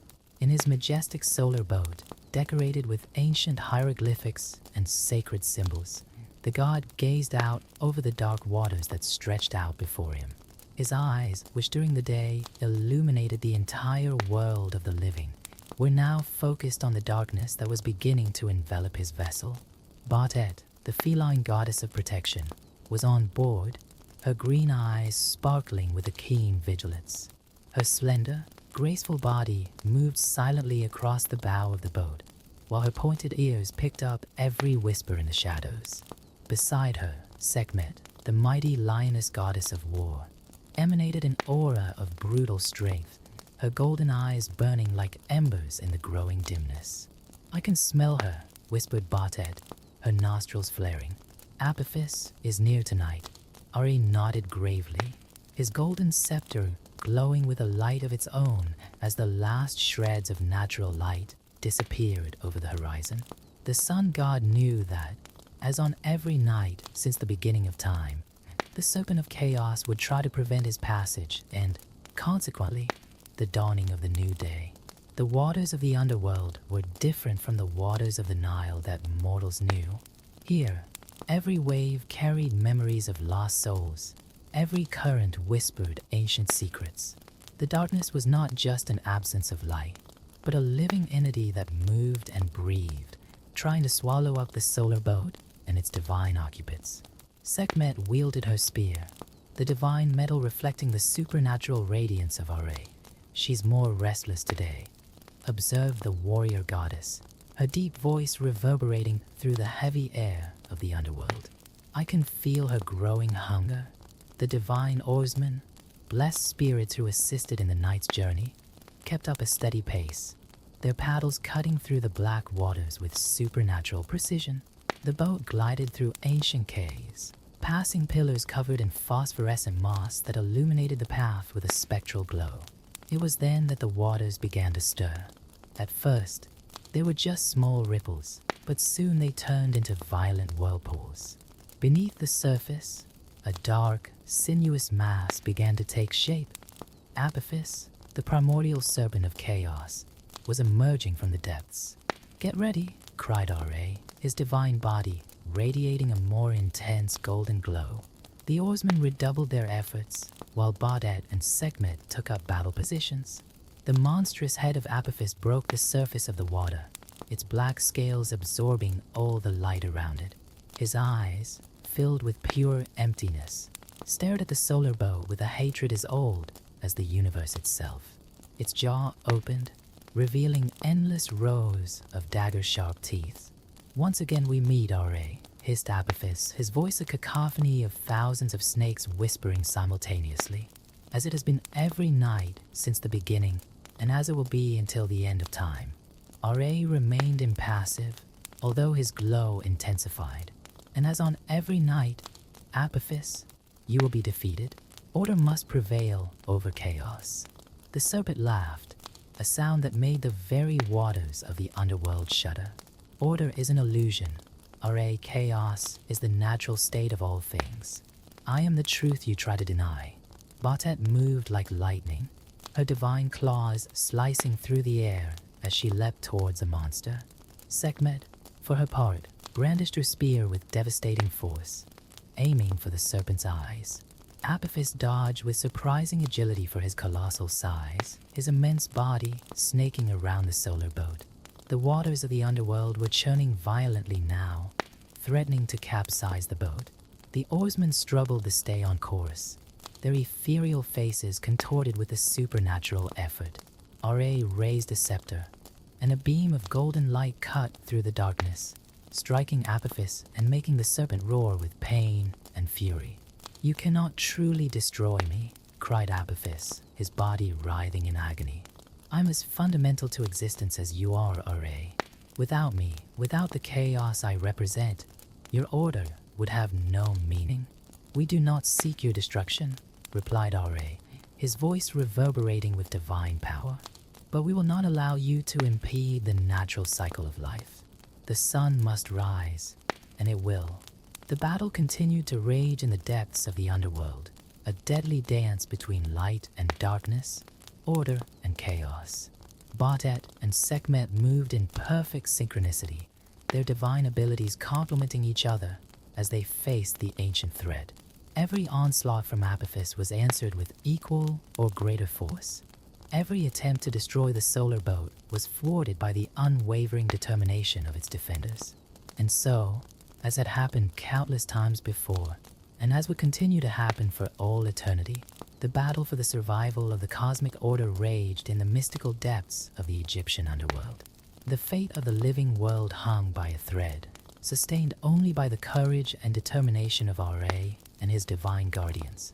While the night was still far from over, the battle continued with increasing intensity as Apophis circled the solar boat with ever more aggressive movements. His black scales scraped against the boat's hull, producing a shrill sound that echoed through the underworld. Baudet, with her feline agility, leapt between the tumultuous waves, her divine claws leaving luminous trails in the air as she attacked the serpent of chaos.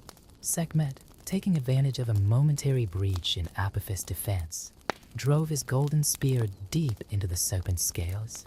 The ensuing roar of pain made the very walls of the underworld tremble, and a shower of ancient rocks began to fall from the surrounding caverns. The divine oarsman had to maneuver deftly to avoid the debris that threatened to crush the vessel. Her tactics are changing, observed Bartet, her vertical pupils dilated in the darkness. She's never attacked with such ferocity before. R.A., still maintaining his regal posture at the bow of the boat, realized the truth in the feline goddess's words. Over the millennia, he had faced Apophis countless times, but something was different tonight. The serpent of chaos seemed more determined, more desperate in its attempt to prevent the passage of the solar boat. The balance is shifting, hissed Apophis, his immense body writhing in hypnotic patterns. The mortals above are beginning to embrace chaos. Their temples fall into ruin, their offerings dwindle. Your influence wanes, R.A., while mine grows. The serpent's words carried a disturbing weight. It was true that the world of mortals was changing. New peoples with their own gods and beliefs were beginning to influence the lands of Egypt.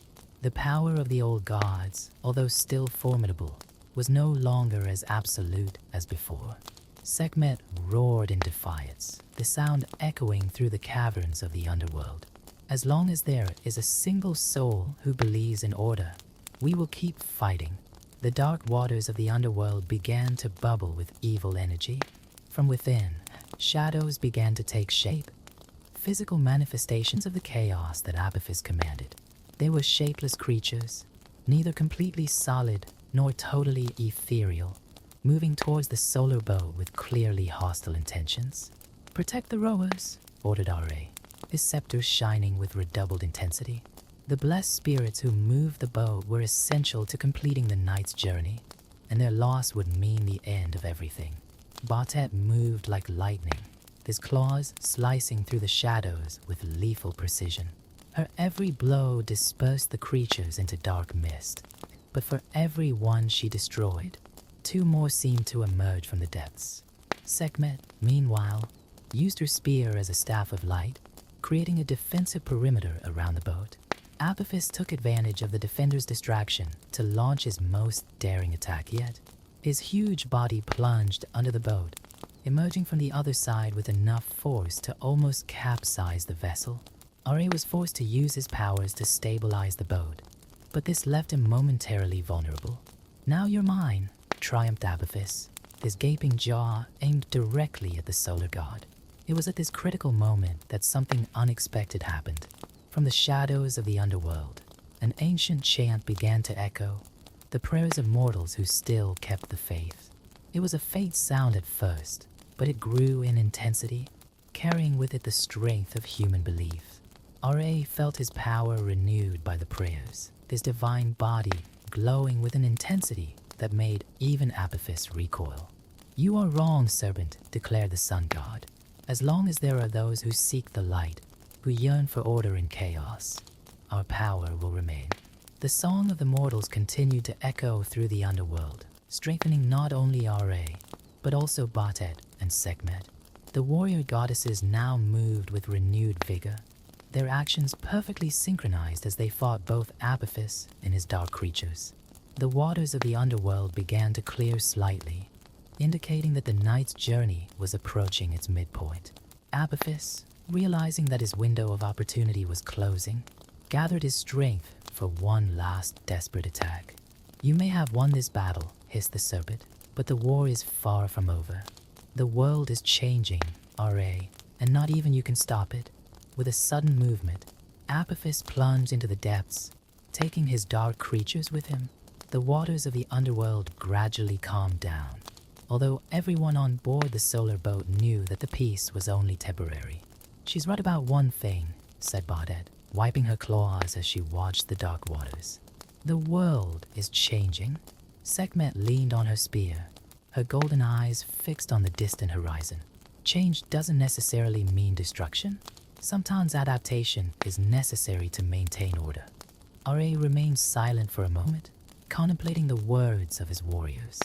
The solar boat continued its journey through the underworld, but the god realized that this night had been different from the others. Something fundamental was really changing, not only in the world of mortals, but also in the very fabric of reality. The rowers kept up their steady pace, their paddles cutting through the now calmer waters of the underworld. The phosphorescent glow of the ancient caves continued to guide their way, but the shadows seemed deeper, more threatening than before. Tonight's battle was over, but everyone knew that it was just one chapter in a much bigger story. A story that continued to unfold, night after night, in an eternal dance between order and chaos, light and darkness. As the solar boat continued its journey through the underworld, the silence that followed the battle was fraught with tension. The sacred hieroglyphs on the boat's hull pulsed gently, reacting to the mystical energies that permeated the air. Ra watched the dark waters intently, knowing that the apparent calm was only an illusion. Apophis' words disturbed me, Baudet confessed, moving gracefully closer to Ra. I feel the changes in the prayers of mortals. They are no longer as focused as before. Sekhmet, still standing guard, nodded gravely. The temples that once echoed with chants are now quieter. New gods arrive with the foreigners, bringing with them different forms of order and chaos. Ra raised his scepter, illuminating the cavernous walls of the underworld. Ancient symbols and long-forgotten prophecies glowed momentarily in his divine light. Change is part of existence, reflected the sun god. Even we divine beings are not immune to it. The rowers continued their tireless work, but their movements seemed heavier, as if the very air of the underworld was becoming denser. The waters began to murmur ancient secrets, stories of ages past when other gods had appeared and disappeared. Suddenly, a strange vibration ran through the boat. It wasn't the familiar movement of Apophis approaching, but something different, more subtle and equally disturbing. The surrounding waters began to form images, reflections of the mortal world above. "Look," whispered Baudet, her feline eyes capturing every detail of the aquatic visions. "The mortals are changing their ways." In the waters, they could see temples being transformed, statues being relocated, new symbols being carved alongside the old hieroglyphics. It was a gradual but undeniable transformation of the world they had known for millennia. "That explains the renewed strength of Apophis," observed Sekhmet, her voice laden with concern. "It feeds not only on chaos, but also on uncertainty and change." Ra remained silent for a moment, his golden aura pulsing gently. "Perhaps it's time for a new strategy," he finally said. "We can't fight change, but we can guide it." The words had barely left his lips when a stronger tremor shook the boat. From the depths emerged not Apophis, but something equally disturbing. Fragments of pure chaos, physical manifestations of the very transformation that was taking place in the world above. "Form a circle," commanded Ra, as the fragments of chaos began to surround the boat. They were like pieces of floating black glass, each reflecting a different reality, an alternative possibility.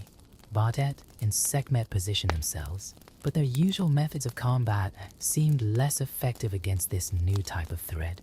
Basted's claws passed through the fragments without causing any damage, while Sekhmet's spear only split them into smaller pieces. They can't be destroyed in the traditional way, Baudet realized, her pupils dilated with understanding. They are manifestations of change itself. Ra raised the scepter once more, but this time, instead of attacking, he began to chant an ancient song, older than Egypt itself. The words flowed in a language that preceded hieroglyphics, carrying a power that made the very waters of the underworld resound in harmony. The fragments of chaos began to react to the chant, their shapes shifting and realigning.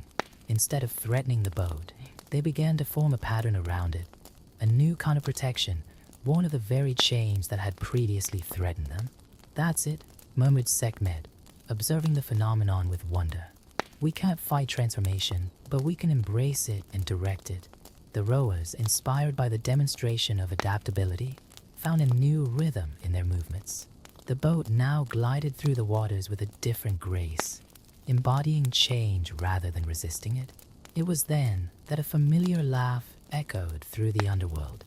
Apophis had returned, but when the serpent emerged from the depths, it found something unexpected, a solar boat not only protected by brute force, but enveloped in an aura of controlled transformation. "Do you think you can use change to your advantage?" hissed Apophis, his eyes blazing with a mixture of anger and curiosity. "Change is chaos, and chaos is my domain." "You're wrong again," replied R.A., his voice carrying a new quality of power. "Change is neither order nor chaos. It is the path between the two, and we have learned to walk that path." The fragments of chaos that now protected the boat began to glow with a light of their own, reflecting not only Ra's power, but also the adaptive strength of everyone on board. It was a demonstration of how even the most chaotic elements could be harmonized when truly understood. Apophis launched into a new attack, but this time met with a different kind of resistance. His every onslaught was not only blocked, but redirected, transformed into something that further strengthened the solar boat's protection. "The night isn't over yet," Bodette reminded us, her claws now leaving trails of light that mingled with the fragments of controlled chaos. And we have a lot to learn about this new balance. The solar boat continued its journey through the underworld, now not only fighting the forces of chaos, but learning to incorporate and transform the very nature of change. It was a new chapter in the eternal battle, a necessary evolution to maintain cosmic order in a world in constant transformation. As the night in the underworld progressed, the transformation of the solar boat and its occupants continued to manifest itself in surprising ways. The fragments of chaos that now served as a protective shield emitted an oscillating glow, creating patterns that resembled constellations in constant movement. Apophis circled the vessel with growing frustration, his colossal form casting distorted shadows on the walls of the underworld. Each attempted attack was not only neutralized, but transformed into energy that further strengthened the boat's protection. "You may have learned a few new tricks," hissed the serpent, its black scales glistening with a sickly glow, "but the true power of chaos has not yet fully revealed itself." R.A. stood firm in his position, his scepter now pulsing in sync with the fragments of controlled chaos. "Power lies not in resisting change, Apophis, but in understanding and guiding it." Bodette, who was attentively observing the patterns formed by the fragments, noticed something intriguing. "The symbols," she murmured, her feline eyes picking up details imperceptible to the others. "They're turning into something new, something old and new at the same time." Sekhmet moved closer to take a closer look, her spear now emitting a glow that blended harmoniously with the boat's new protection. "They're like living hieroglyphics," observed the warrior goddess. "They tell a story that is being written as it happens." The rowers, still maintaining their steady rhythm, seemed to be more in tune with the waters of the underworld. Each movement of their paddles created ripples that interacted with the fragments of chaos, generating new patterns of light and energy. It was then that Apophis did something unexpected. Instead of attacking directly, the snake began to sing, an ancient sound that made the very waters of the underworld vibrate at disturbing frequencies. It was a chant that spoke of times before the gods, when chaos was the only reality that existed. "She's trying to awaken something," Bodette warned, her hair bristling in response to the ancient melody. "Something that has slept in the depths since the beginning of time." The waters around the boat began to stir in a different way, as if responding to Apophis' call. From the depths, forms even older than the serpent of chaos itself began to emerge, primordial manifestations of the disorder that preceded creation. R.A., recognizing the gravity of the situation, began his own chant, a harmony that intertwined with the disturbing sound of Apophis. It was a song of transformation and adaptation, which sought not to combat the primordial chaos, but to understand and redirect it. "The mortals above are feeling it," said Sekhmet, realizing how the conflicting energies affected the upper world. Their dreams are filled with ancient visions, memories of a time before time. The fragments of chaos protecting the boat began to pulse more intensely, reacting to the musical battle that was taking place. Each note of Apophis' song tried to awaken more primordial chaos, while Ra's harmony worked to transform this energy into something constructive. Baudet, realizing her role in this new kind of conflict, began to move in an ancient ritual dance. Her feline movements created patterns in the air that intertwined with the fragments of chaos, adding a new dimension to the boat's protection. Sekhmet joined the dance, her more martial movements complementing Bastet's grace. The warrior goddess spear left trails of light that formed symbols of power and protection, merging with the patterns already in place. The creatures that Apophis had awakened, amorphous forms of primordial chaos, began to circle the boat, but they encountered a defense unlike anything they had ever faced. Instead of being repelled, they were gradually transformed, their chaotic energies being redirected and integrated into the new pattern of protection. "You can't go on like this forever," teased Apophis, although there was a note of uncertainty in his voice. "Primordial chaos cannot be contained or transformed indefinitely." "We don't intend to contain it," replied R.A., his voice blending with the harmony he was creating. "We intend to learn from it, to evolve with it, just as the universe itself has done since the beginning." The rowers, inspired by the demonstration of adaptability, began to incorporate the new rhythms into their movements. The solar boat not only crossed the waters of the underworld, but seemed to dance through them, each movement part of a larger cosmic choreography. The walls of the underworld began to reflect the changing energies, creating a spectacle of light and shadow that told the story of creation itself, not as a single event in the distant past, but as a continuous process of transformation and renewal. "Sunrise is approaching," Baudet observed, feeling the energies of the upper world begin to change. "But this night has taught us something we will never forget." Apophis, realizing that his strategy was not having the desired effect, prepared for one last, desperate attack. The creatures of primordial chaos she had awakened were beginning to merge with her colossal body, making her even more powerful and unpredictable. "If I can't stop the sunrise," declared the serpent, its form now even more monstrous and distorted, "I will make this last hour of the night unforgettable for all of you." The solar boat continued its journey through the turbulent waters of the underworld, its occupants now more prepared than ever to face any challenge Apophis might present. The battle was far from over, but it had turned into something very different from what anyone could have predicted earlier in the evening. The solar boat shuddered under the impact of Apophis' transformation. The serpent of chaos, now fused with primordial energies, was a terrifying sight even for the gods.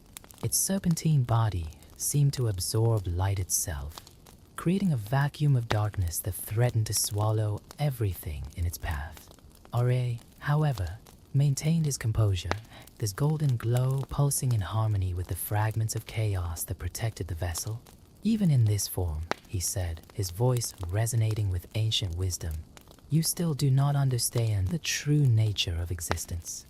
Baudet and Sekhmet continued their ritual dance, their movements now perfectly synchronized with the ever-changing patterns surrounding the boat. The rowers, guided by an instinctive understanding of the new order that was being established, adjusted their rhythm to maintain the delicate balance between movement and transformation. "The true nature of existence is chaos," roared Apophis, launching into an attack that made the very walls of the underworld tremble. Waves of primordial energy emanated from his distorted body, threatening to destabilize the reality around him. But something unexpected happened when these waves hit the shield of chaotic fragments protecting the boat. Instead of causing destruction, they were absorbed and transformed, fueling a process of metamorphosis that no one, not even R.A., had predicted. "Watch closely, Apophis," said Baudet, her feline eyes shining with new understanding. "What you see is destruction. We transform into creation." The symbols dancing around the boat began to tell a story older than time itself, not just about the eternal struggle between order and chaos, but about how both were necessary parts of a greater cycle of existence.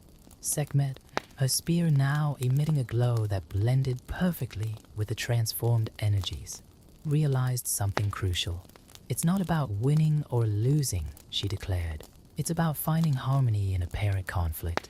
The waters of the underworld, which had previously seemed so hostile and threatening, began to reflect patterns of transcendental beauty. It was as if the underworld itself was awakening to a new form of consciousness, one that transcended the simple duality between light and darkness. Apophis, in his monstrous, distorted form, hesitated for a moment, his countless eyes observing the transformation with a mixture of anger and fascination. "You cannot change what I am," she hissed, although her voice betrayed a note of uncertainty. "We don't intend to change you," replied R.A., his scepter tracing complex patterns in the air. "Your existence is as necessary as ours. It is balance that we seek, not domination." The oarsman, moving in perfect harmony with the transformed energies, guided the boat through currents of primordial power that now seemed more like rivers of infinite possibilities than obstacles to be overcome. Sunrise was near, its influence already beginning to be felt even in the depths of the underworld. But this wouldn't be just another transition from night to day. Something fundamental had changed during this journey. Apophis launched into one last desperate attack, his immense body contorting into impossible shapes as he tried to break the new order that was being established. But his every move was met not with resistance, but with acceptance and transformation. "You are part of this cosmic dance," said Batet, her graceful movements weaving patterns of light through the darkness. "Always have been, always will be." The fragments of chaos that protected the boat began to pulsate with a light that was neither golden like Ra's nor black like Apophis, but something entirely new, a visual manifestation of the balance that was being achieved.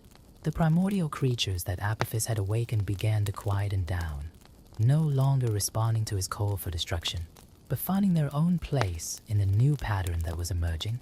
It was as if the underworld itself was breathing in a new, more harmonious and integrated rhythm. "The sun will rise," declared R.A., his voice carrying not triumph but deep understanding, not as a victory over darkness, but as part of an eternal cycle of transformation.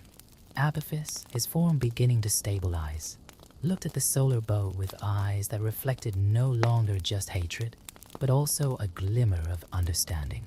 "So this is the true nature of existence," she murmured. "Not absolute chaos or order, but the eternal dance between the two." The solar boat continued its journey through the last hours of the night, but now was more than just a boat. It was a living symbol of transformation and balance. The oarsman Batet, Sekhmet, and R.A. were no longer just defenders of order, but guardians of a new understanding. The waters of the underworld began to clear, not just with the approach of dawn, but with an inner light that spoke of infinite possibilities. The eternal battle between Apophis and R.A. had been transformed into something deeper and more meaningful, a cosmic dance of continuous transformation. And so, when the first ray of sunlight finally penetrated the depths of the underworld, it found not a battle in progress, but a celebration of existence itself in all its forms. The solar boat emerged for another day, carrying with it not only the light of the sun, but also the wisdom born of a night of profound transformation. The nocturnal journey was over, but learning would continue, night after night, in an eternal cycle of discovery and renewal.